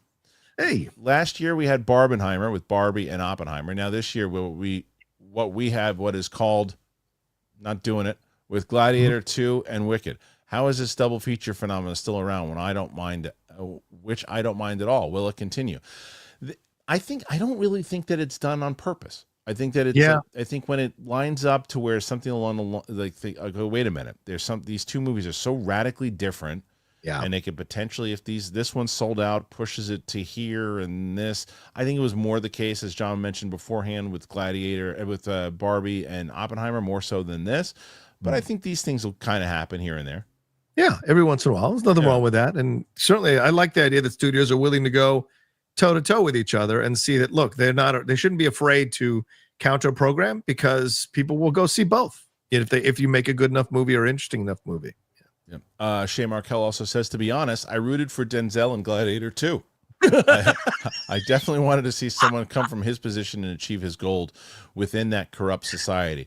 I mean, I understand, but I think there's an extreme at one point. You know, it's like to a certain element, I agree with you, but then there's the point of no return that you go, oh, well, I can't root for that person anymore. I mean, he's corrupt as well. So right. Mike Joyce. Citizen Dondas for president. Who's that? What's that? I don't know who that is. Oh, okay. Citizen Dondas? I don't know what that is.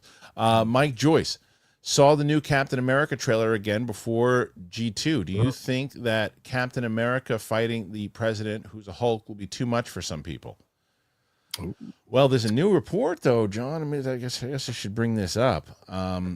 Just got this. Hold on a second. Let me see. Where the hell is it? The Snyder report? It may be. Hold on. Luke sent it to me earlier. I want to bring it up, but it's something to do. I guess there was a YouTube video more so. Yeah, there's another. Apparently, I don't know what the full video is, but the video is Captain America is changing again because of the bad test screening reaction. So apparently they screened it again, which we had heard. And then they're doing more reshoots again. How much? This movie's going to cost like $1 billion to make. At this I don't point. know if I believe any of that. To be honest. You haven't heard anything about that? Months, right? It comes out in February. Yeah. Yeah. I mean, how are you going to do these reshoots and install them into the movie and make it all work? I don't know if that's true. I haven't heard anything about that. I check my people. I haven't heard anything about that overall. So it would be surprising. I would be very shocked if that's the case. Yeah. Honestly. So yeah. Okay. And I don't think it'll be too much for people that fight. If it's good, it won't be too much. If the movie stinks, then that's it won't be. It's not like if the movie's really good and then that happens, like, oh, you had me until that happened. If it's not good, it's not good.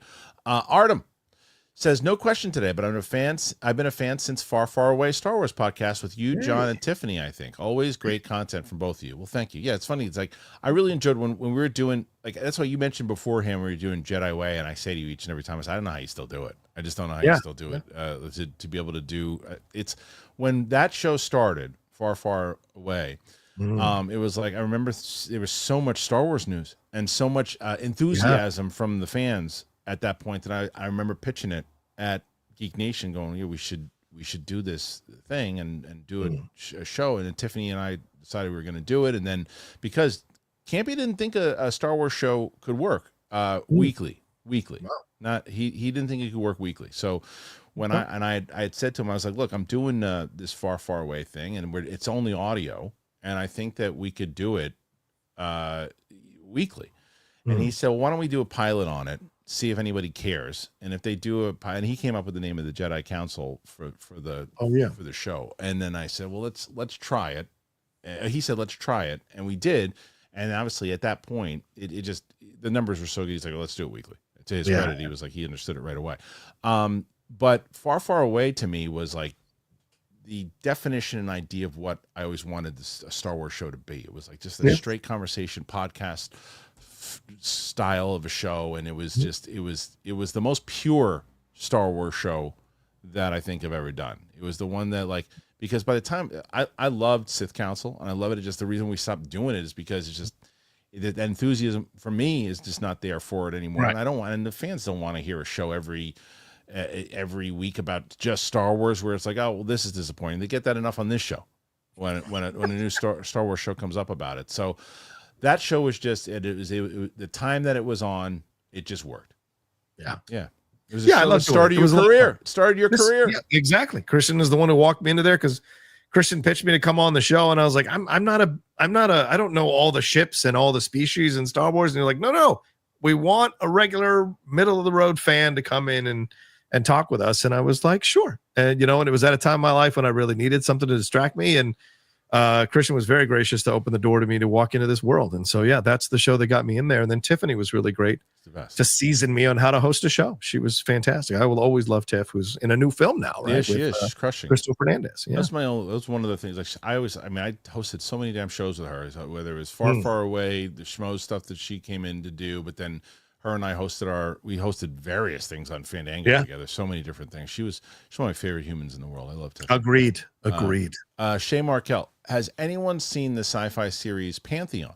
It's animated. It's really awesome show, and Paul Dano is the voice actor for the main character. No, have you seen that one, John? No, I have no idea what that is. Good. I'm glad it's on the list, though.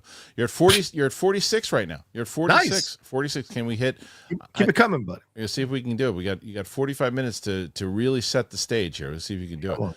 Mad Sinister Mikkel, because Steph is no joke now. Steph is like I know. Steph is like the one you gotta look out for. Beth Snyder, I'm pregnant, and when I give birth, Jake Paul is fighting my baby. Also, Jolly the Green Giant boycotted Wicked. He said it triggered him. That's good. Nice. So true. Nice. Derek Johnson, where you been? Derek Johnson coming in hot with a big super chat. Thank you so much, Derek. Been crazy busy. Have not had the time to watch or donate. Stopped in to say I love the show as always, and I love the content. Hope you guys have a great Thanksgiving. Thank you, Derek. Also, if you've never tried it, spoon bread is an amazing dish for turkey dip. Oh yeah, spoon bread's great. Is it? That's a southern delicacy, spoon bread. Yeah. Okay. Thank you, Derek. Yeah, you've been missed, my good friend. Yeah. Callum Fadian. If Liverpool beat City on Sunday, the title's yours. No, shut the up. Okay. No, nothing is ours until the last day of the season or until it's officially ours. No Liverpool fan is thinking like this at all. So just letting you know. I don't know what you're talking about. All right. So, Dawson DeMars, you guys. Wait, no Liverpool fan is thinking like this. Oh, you're using my tricks. You should use. You should bring big balls back. I should. Yeah. I'll rub will crush your face. Yeah. Dawson DeMars, are you guys watching Arcane season 2 yet? Brilliant show. No, because I've been holding back because I still have this idea in my head that I'm going to do reactions to them. I'm going to see if I can do it. I don't know. I'm with you. It's the reason I'm supposed to start Arcane season 1, recording my reactions as well. Yeah. And then get to 2 eventually. Yeah. Jordan, Ross, Weinhold, Wicked. You can also bring kids and family. You can. You absolutely can. It's PG, by the way. So I noticed that because I asked Roxy when she saw it. I asked if a 7-year-old could go see it, and she said she thinks. And after seeing it, I think so too. Although I asked my 7-year-old, she's like, I don't want to see that. And I was like, but I think although she changed her tune. She changed her tune the other day. She said she wanted to see it. I don't know if I know she really wants to see Moana. She really wants to see Moana. So she'll probably see it. She loves dancing and singing and all that stuff too. So like put on Survivor Series. I'd rather watch that. I wish. Vivi's completely bailed on wrestling, but I know. Yeah, I know. But the little one, if I have her, if I turn on like WrestleMania, she'll watch it with me. She'll watch it. Tim Sim, After hearing how Wicked and Gladiator 2 is not exactly like Barbenheimer, disregard my previous super chat. Hope everyone has a great Thanksgiving ahead. Yeah, I mean, look, it's still like it's still going to be compared. So it's like you're not wrong for asking that. I mean, it is that people always try to recapture the magic of a certain thing that happened. You know, Totally. Yeah. Totally. Christopher Brickner, Lucasfilm saying they plan on many Rey projects is a mistake. As Lucasfilm struggles to make one project, let alone multiple, focus on one Rey film. Look, I am the last person to be defending them right now because I kick them in the nuts every time I have a conversation about them. They didn't announce anything. It was Boris Kitt did a report on it, and other people they didn't announce anything. They haven't announced anything. They haven't talked about anything. They haven't even talked about Simon Kinberg. Simon Kinberg talked about it. They haven't spoken about anything. So they haven't. Now, if you say Lucasfilm planning on many Rey projects is a mistake, different conversation that we're having. But them saying it, they never said anything. Right. They said it's Kinberg tweeted, as you said, Kinberg posted on Instagram. So he's confirming it in a roundabout way. But until Disney or Lucasfilm comes out and confirms it, you don't know if it's actually happening. So that's the situation there. And look, I mean, if they do go the Rey route, that's all Kathleen Kennedy. She wants a female-led solo female-led Star Wars film with Daisy Ridley and Rey. And certainly Daisy Ridley said last week or 2 weeks ago how she's excited for the plans for the Rey movie or movies. And so the fact that it was plural lets you know that they had been talking to her probably for a bit about coming back. And I think this is the way she wanted to come back. Don't bring me back for a one-off. Bring me back to redeem the character to a bit, and have me be an essential part of this new trilogy. So if they go that route, then that's it'll be interesting to see. But I hear the complaints. I understand people don't like Rey or Daisy Ridley or whatever, but I don't know. You gotta have to give it a chance and see what happens. I want to see what the plan is. I just want to know what the plan is, and it doesn't look like there is. Shows the plan. Yeah, we'll see what the plan is. Mad Sinister Macau, loving Wicked over Gladiator 2. Was not on my 2024 bingo card. I hate musicals, and the only one I liked prior was Sweeney Todd because of the throat slashing. I will tell you, I think that it's because it just shows you there's a reason why the Broadway play was as popular as it was. It's got a good message, it's got good music, it has good comedy, and it plays on nostalgia, but it's all those things together. There's a universality of experience. How many of us have known what it's like to be to see the other person who seems like they have it all, right? And grow up with that. That's a majority of us growing up. We know that there's someone else who's richer, prettier, more successful, who's more privileged, whatever the words you want to use. And so there's a universality in Elphaba's experience that I think a lot of people relate to. And the way they construct the musical and the movie makes you connect with her much more strongly. So by the end, you're like in tears cheering for her in that final song. Well, it's going to make me connect to more people is to find out how many people signed up to Via today. That's what I'm wondering. So we'll see. You got something you can connect to. Yeah, that's right. Johnny Venerable. Clips I've seen of Jude Law and Skeleton Crew look strong. The ideal Star Wars tone, humor, presence. Mistake not to lead with him.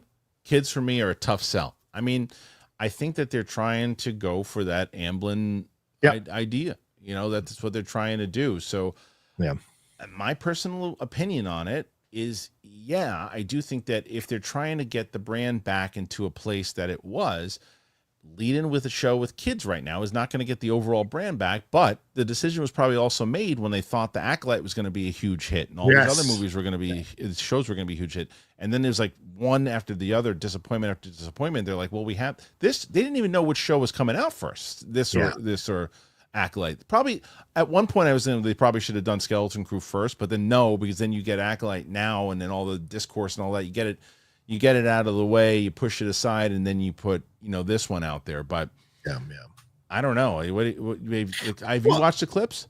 No, I haven't seen any of the clips. The Jude Law clips. Yes, I've seen those. Did you watch the episode already? I know that you have seen the episode. I have not seen the episodes yet. Okay. So but I hear what you're saying, what this person's saying, but this is a show, like, they want to expand the brand. This is a show made for the younger generation.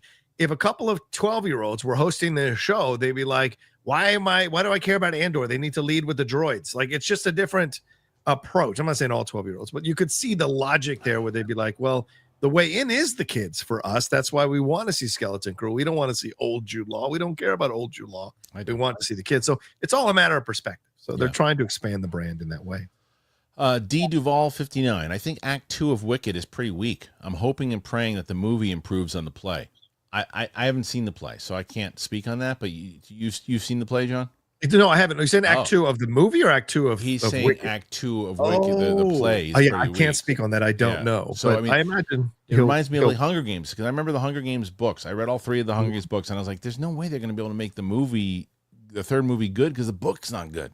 Right. And the movie wasn't good. The book wasn't good. It's the same story, and it just wasn't good. So, and I don't know if that's the same case here for Wicked too, but I hear that I heard it gets quite dark, is from what they say. Yes, but also, like, I think the Wizard of Oz people get involved, so maybe that's there's something going to flesh out for part 2. Oh, like Dorothy and the crew? Is that what it is? Oh, is that okay? That's interesting, because it's a prequel. This and then leading into the Wizard of Oz. Yeah, I'm curious how that's gonna. It would make sense, because I don't want to spoil stuff, because there's so many questions I have after seeing the movie that I was like, well, wait a minute, what about this in the movie? That person seems different than they were in Oz, but it's not like the movie made it up. That's what the play did. So, Mike Joyce, I think I would have liked Gladiator 2 more if it was whatever movie Denzel was in, or if everyone else was on his level. Yeah, he was on. I mean, it was a little over the top at times. There's no doubt about it, and it was like it was very convenient at times too. Yeah. Denzel. It's true. Yeah. So, Hank Pym. This is a great question. What are the rules on a social media reaction? So this is why, because there's nothing I hate more than people when they write on my Out of the Theater, how is this different review? Because review is like a 5-minute to 7-minute video talking about everything that you can talk about. Yeah. A reaction is essentially the same thing that you would say in like Twitter. If you look at my Out of the Theater reactions, most of them is the beginning. The first like 15 seconds is telling you, hey, I just went and saw this. This is the new movie with so and so and so and so. A reaction, if there's an embargo on it, is usually, okay, here's the overall thoughts of how did it look? How was the acting? How did this do? The same thing you're going to kind of summarize inside of a tweet. And you don't make it a review. If you're actually reviewing the film, people who say that are not being smart, because it's just not, it's a 5-minute thing. And that's why every studio I've talked to is like, yeah, that's not a review. That's a Marshall who used to work at Disney was always like, yeah, that's the same thing that people are tweeting, but you're saying it on video. That's right. That's a social reaction. Right. So that's the difference. Yeah. 100%. Christopher Brickner. Dan Murrell said that Lucasfilm should do Elseworld continuity Star Wars film adapting legend stories, as there are more stories for characters like Luke, Han, Leia. Do you agree with his idea? Yeah, I mean, so essentially I do, but I agree with it if someone else was running the company. Right. I don't agree with them doing it. I definitely don't agree with Dave Filoni doing it, because Dave Filoni doesn't like any of the books and doesn't like those things and all that stuff. So no. So if the idea, yes, them doing it, no. Yeah, I think I'd have to agree with you on that. The idea of it is exciting and interesting, and certainly would be a new way to kind of explore Star Wars, and as I said, expand the brand. But I don't trust the people in charge now to be able to pull that off effectively. Yeah. And nor should you, honestly. I really don't think so. No, I'm secretly hoping that every project gets canceled, and that they get to a place where just like Bob Iger's like knocking on the door waiting, and he's like, guys, I can't do this anymore. I gotta let you all go. Or they all show up on a Monday morning and all the doors are locked. He just locked the door. Yeah. It's like, I'm trying to like pry it open. Rangers fan 1996. Kristian, what trailers do you recommend releasing to? Love the show, love the people on it. I said that was a thing from the other day. I said instead of saying reacting to the trailers, I said a release to it. I would say that Another Man's Wife is the best trailer to release to. Pete Parker 2288.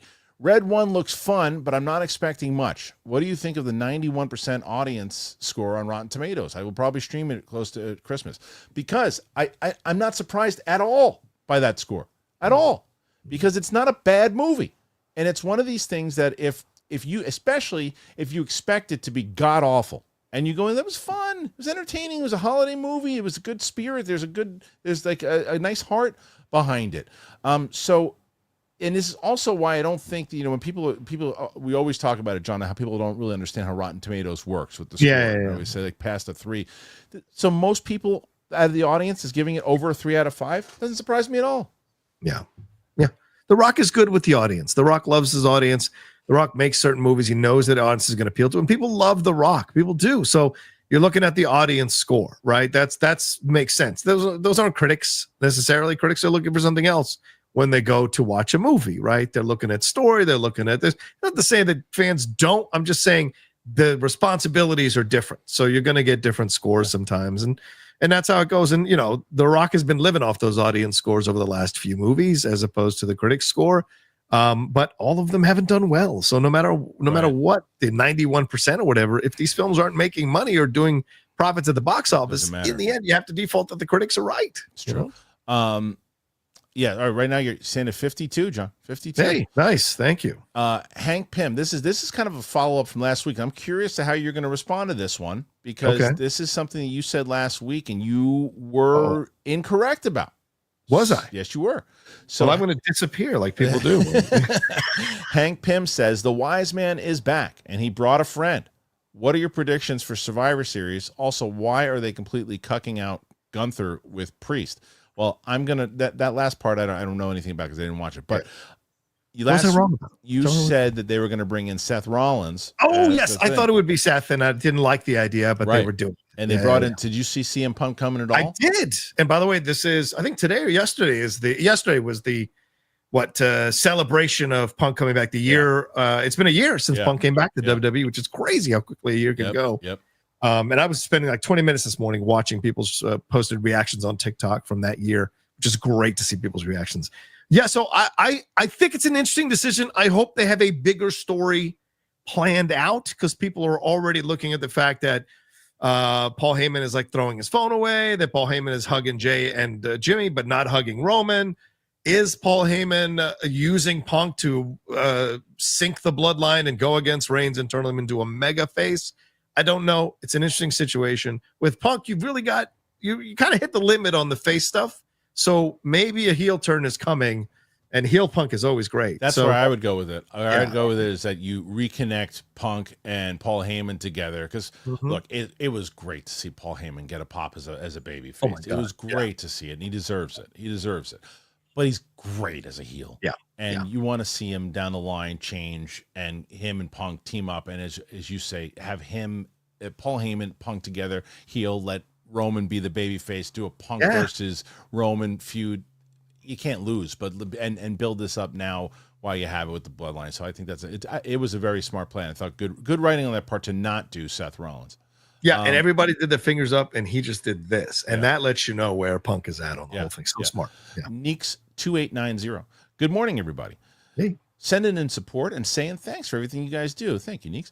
Going through some personal stuff, and you guys have helped greatly. Well, thank you, and I'm so nice to hear that. So I really, really appreciate that, and I'm glad that we can bring you some laughs here and some entertainment, if you will. Yeah. So quit your crying, man up, and face your stuff. Real nice. There he is. Neeks comes back and says, what are some things you guys do to get out of your head or help you through tough times? Happy Monday, everybody, and let's get Rocha back on top. You're getting closer at 54. For me, music does it. And sometimes, honestly, a walk with music usually always helps me. Depends on the mood. Sometimes I'll have a potential playlist to get me out of funks, but sometimes I dive into the funk and play music that's really going to push me into that spot, and then I get out of it. But music is usually the way that I go. Yeah, I think that's a great point you bring up, Kristian. I think we've all been there. I've talked about it. Certainly, I know we've talked about it separately. And you're right. Sometimes, depending on how strong you feel, it's good to go through it. You got to go through it to come out the other side. Other times, it's about, if you're feeling really kind of like overwhelmed, it's doing these little things that help you get through those moments with some joy or some peace. Deep breaths work really well. The music, depending on the music you listen to, can work really well. A hike out in nature can be surprisingly intoxicatingly well for your soul, or a workout, and just even going for 30 minutes to the gym on the treadmill or on the elliptical. All of that can kind of get your blood flowing in a better place, or a good movie. But I know for me, I now listen to a lot of like Blade Runner mixes on YouTube when I'm in a really bad place. Just kind of close my eyes, and for like 30 minutes, listen to that synthesizer type. There's a lot of ambient Blade Runner music, and that's what kind of settles my mind. So you got to find what works for you. I've been listening a lot to, since we did the reaction to Gladiator to Warrior. I've been listening to that soundtrack again. Oh yeah, good soundtrack. I think I'm gonna jinx it, but I'm pretty sure I'm getting Frank Grillo on the show. Oh, love Frank. Yeah, so I think we're gonna. I'll be talking to him about not only Warrior, but I'll bring up. He's got werewolves. He's got creature commandos. He's got Superman. So I'll talk about all that stuff. Ronetta too. What's on? He's got a podcast too. So that's he does. Okay, I didn't know that. I gotta listen to that. He's great. You gotta listen to it. It's good stuff. What's up? This is from Renetta W. Saw Gladiator this weekend and I had a good time. Mescal was great and Denzel was Denzel. Glimpses of Training Day. I was giggling throughout it. I had fun. Excited for Wicked this coming weekend. More fun. I think that's a point though too, right? It does look like there's a lot of crossover though, where people who did see Gladiator wasn't like one or the other. Well, I saw Wicked, so I'm not going to see Gladiator. It was like there's a lot of crossover. People move. This is not the movie is definitely not for everybody. Wicked, but it is definitely bringing people over. We just saw a whole bunch of people who didn't like musicals just want to. It's a beautiful looking film too. Yeah, beautiful. Absolutely, both really of them is. are actually. I think. Yeah, dude, so I will say that I'm glad one of the main reasons I'm glad I went to that screening, that Regal screening in Times Square at the, I always forget which theater it was, the 4XD, but I can't remember which one it was. Yeah, 4DX. Yeah. Is that what it was? Or was it, there was two, it wasn't the 3D one. Maybe that was, so that was the one. Anyway, this screen was massive. Yeah. It was so, and the sound and everything. It might be my favorite movie theater I've ever gone to. Wow. I just was like so locked into it, and the screen, it was just, but it wasn't like, because IMAX sometimes is so jarring that if you sit in anywhere except the back row, this one was like, so I was like right in the middle. Yeah. There was enough space that if somebody had to pee or anything, you walk out without, excuse me, pardon me, excuse me. Oh, sorry, excuse me. It was, I loved it. I absolutely loved it. And I'm usually an AMC guy, but like I loved that Regal theater. Yeah, I got a Regal like 10 minutes from the house. Whenever there's anything on 40X or 3D, I run right over there to watch it. Yeah, beautiful theater. Ian Davis, Young Avengers is coming out. I would love to see old Avengers. Who would you guys cast as the original team in the 2012 version if we were going old? I don't know if do you understand that? I don't, because I would just recast everybody and put beards. I would love to see old Avengers. Who would you guys cast as the original team in the 2012 version if we were going old? I don't really know what that means. Yeah, maybe. I guess he's trying to say like old. If you were to go in 2012 and make old Avengers in 2012, who would play the old Tony Stark, the old? Yeah, I don't know. It's a good question. I don't know.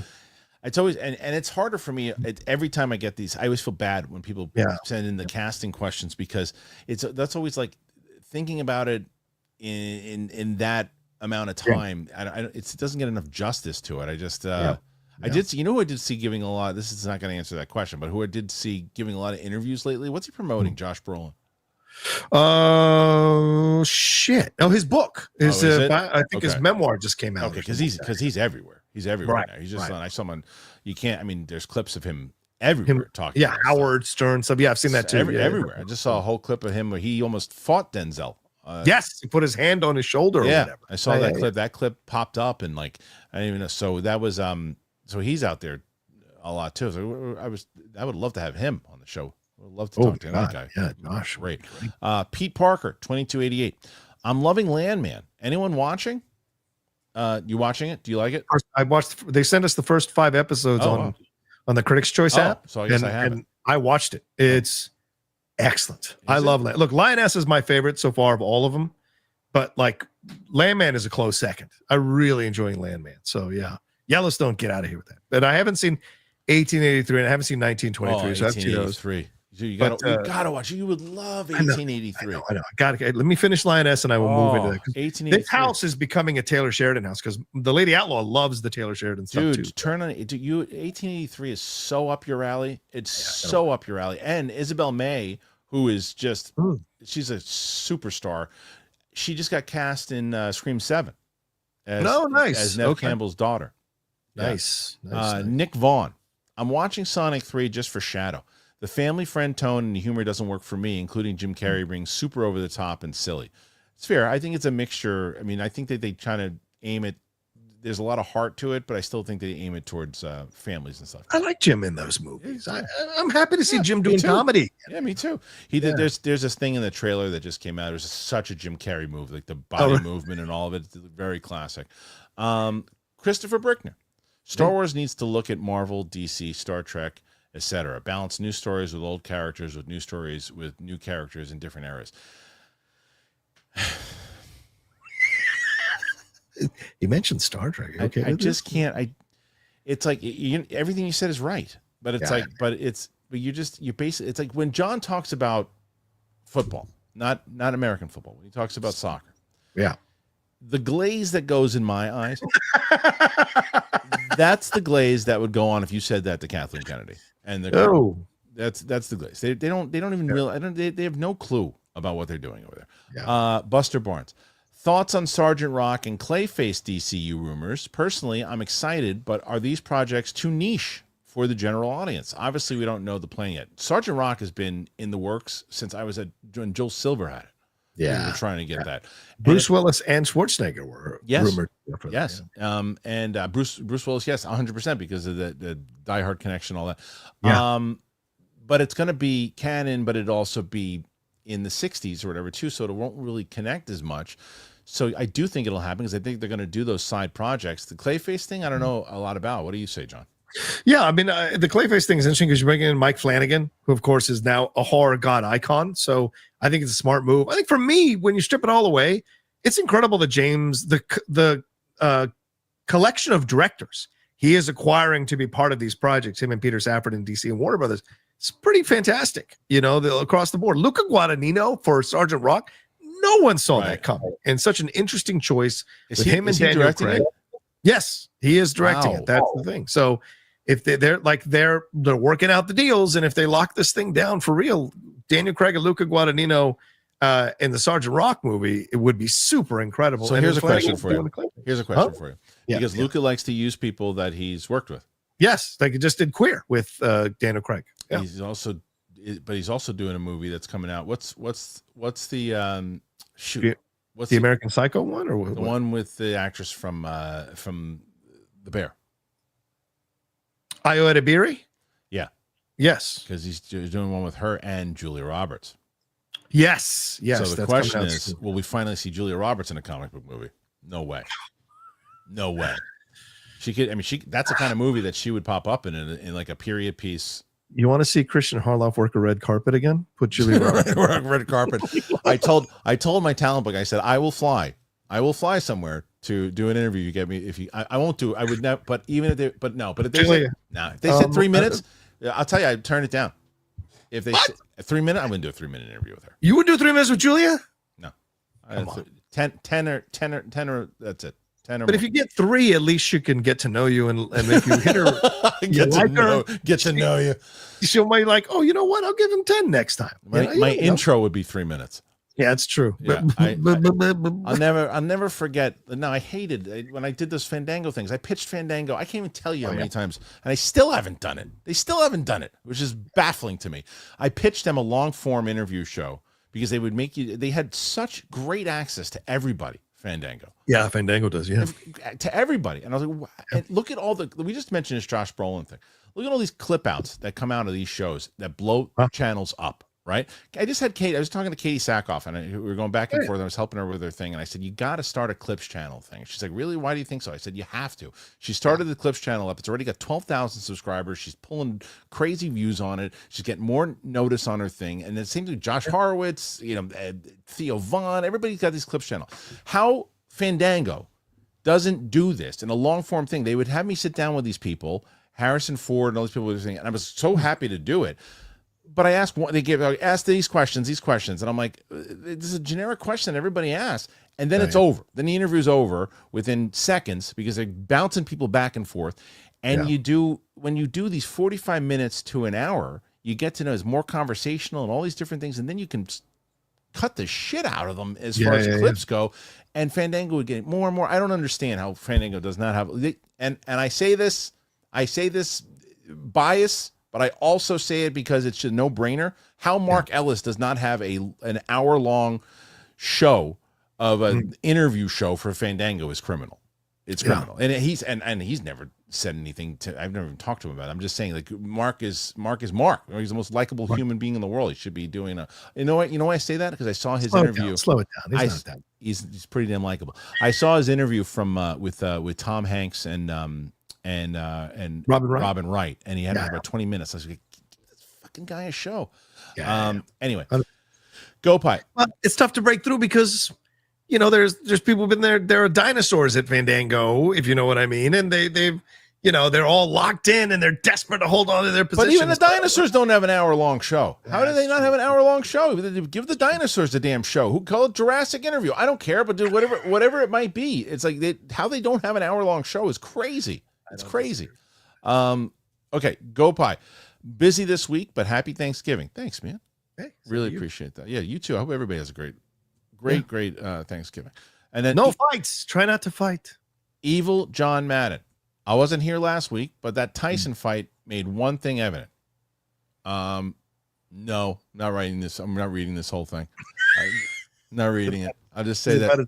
Is it about? No, it's just he's trying to get you to go nuts. But I just say women. I'll just summarize it, which I disagree. He says women shouldn't be commentating sports, and he said Rosie Perez was awful. It's not. I'll agree with you. Rosie Perez. I agree with that. I agree that Rosie Perez was awful. Your other statement is stupid. Yeah. There are plenty of female commentators who are better than some of the male commentators. Great. That's a stupid comment. Orca 447 from the movies left in the year, which will join Inside Out. Oops. This is from Orca 447. From the movies left in the year, which will join Inside Out 2 and Deadpool and Wolverine on surpassing the billion mark. Moana 2 is the only one that I think I have a chance. I don't know. Moana 2 could. It depends on what the opening weekend is like. But it's got. I don't think Moana 2 is going to do it. I think, honestly, the only one that's got a shot right now, if it delivers, is Mufasa.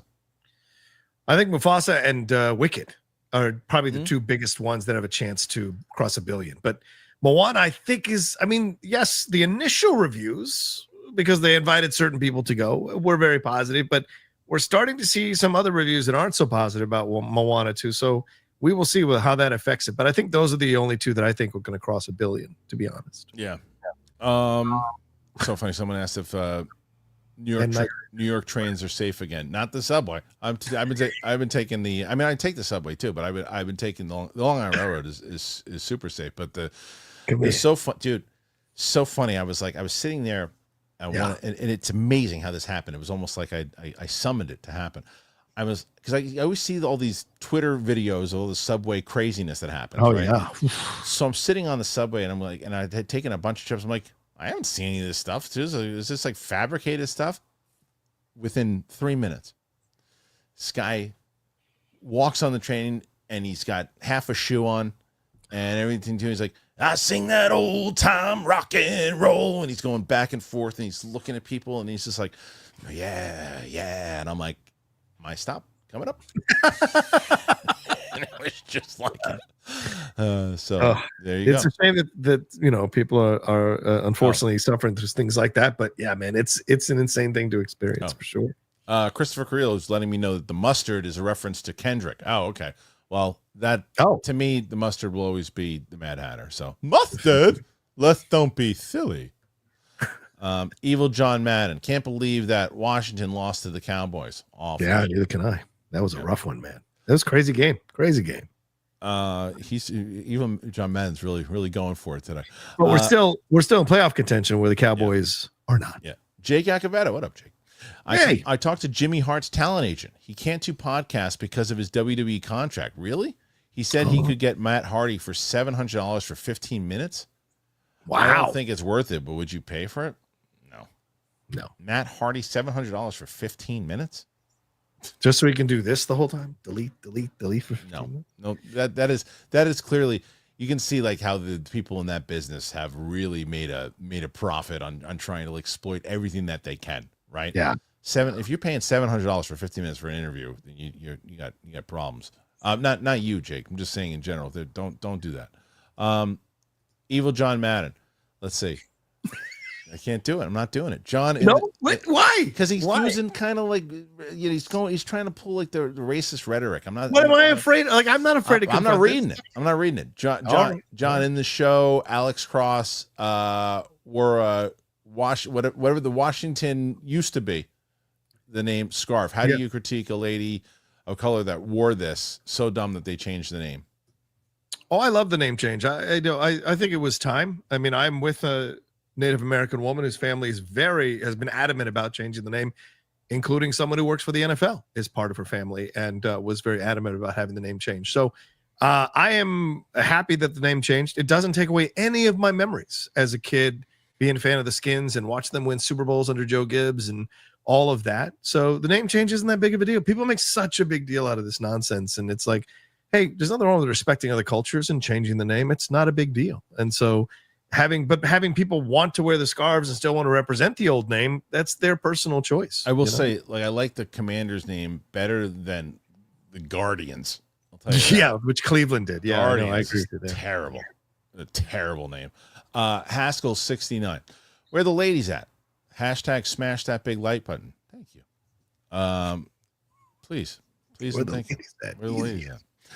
Armada.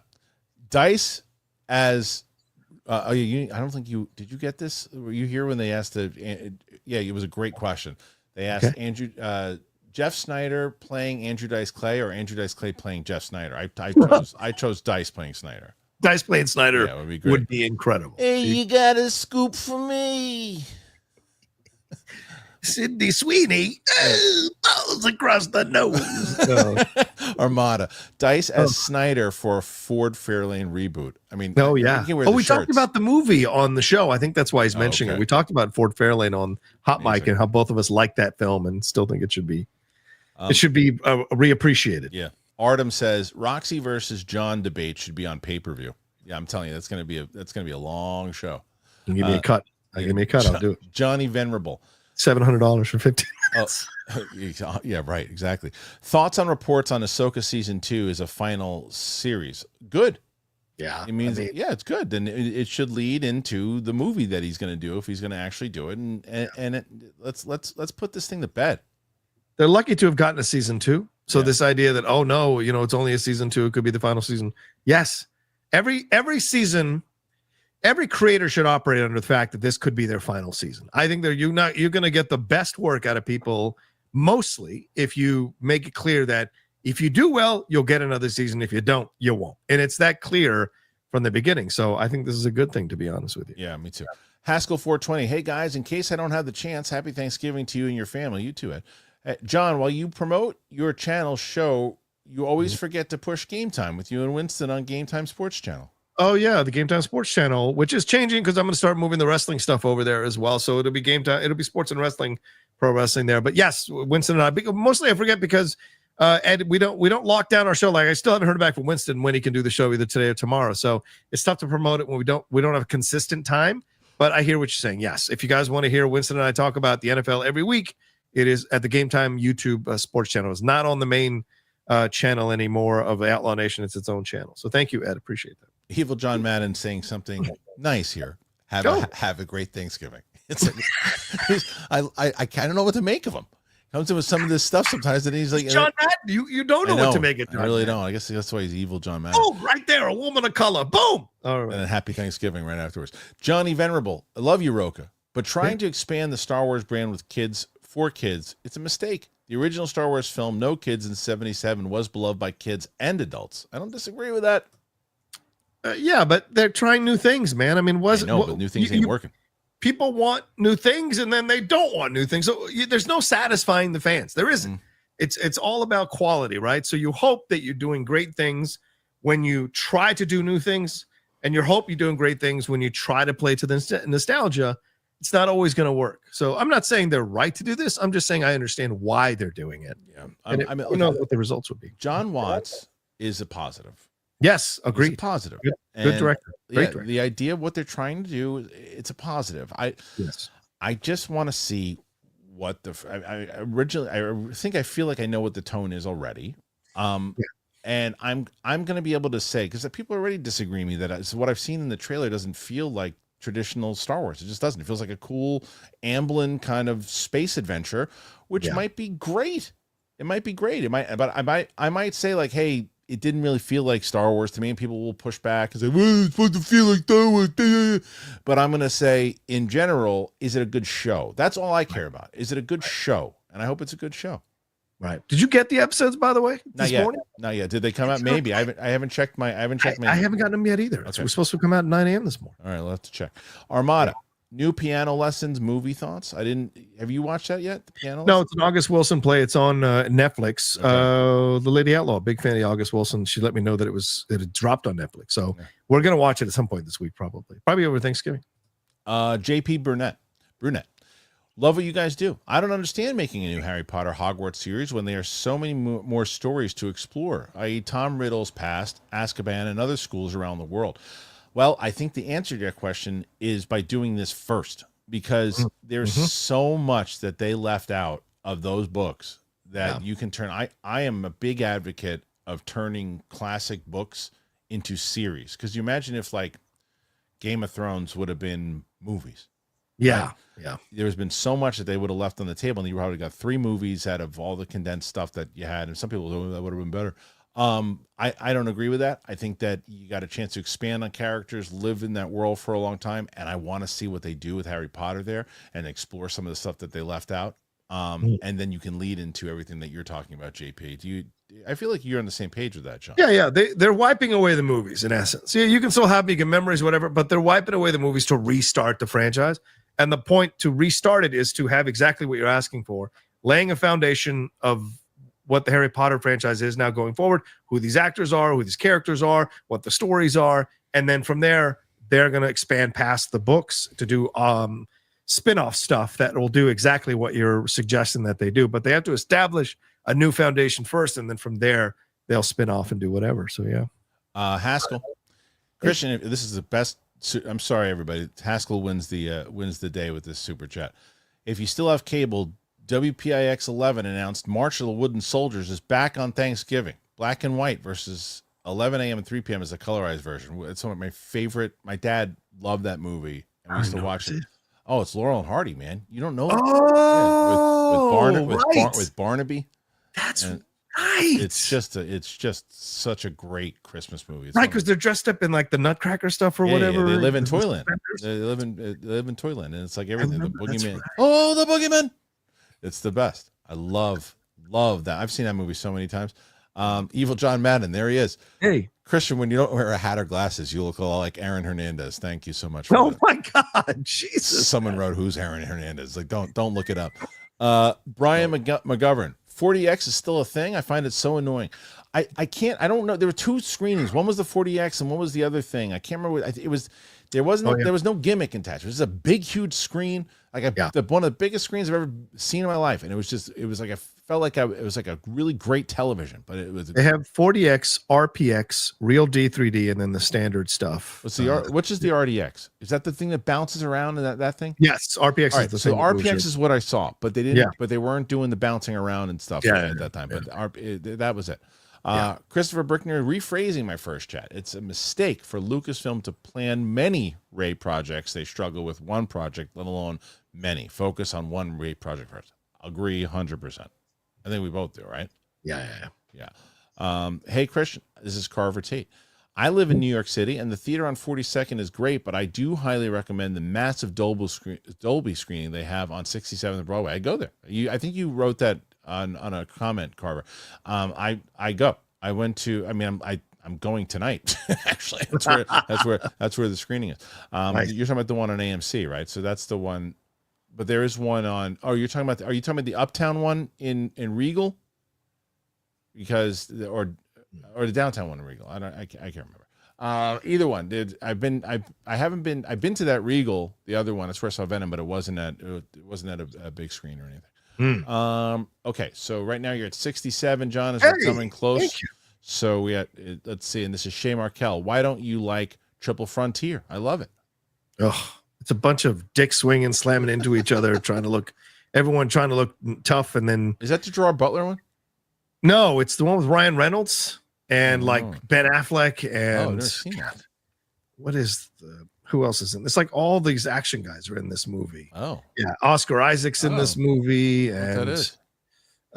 who else was in? Yeah, Charlie Hunnam, Garrett Hedlund, Oh, AJ wow. Arjona from love Andor, her. Pedro Pascal. Wow, It's a strong cast, yeah, but no like shit.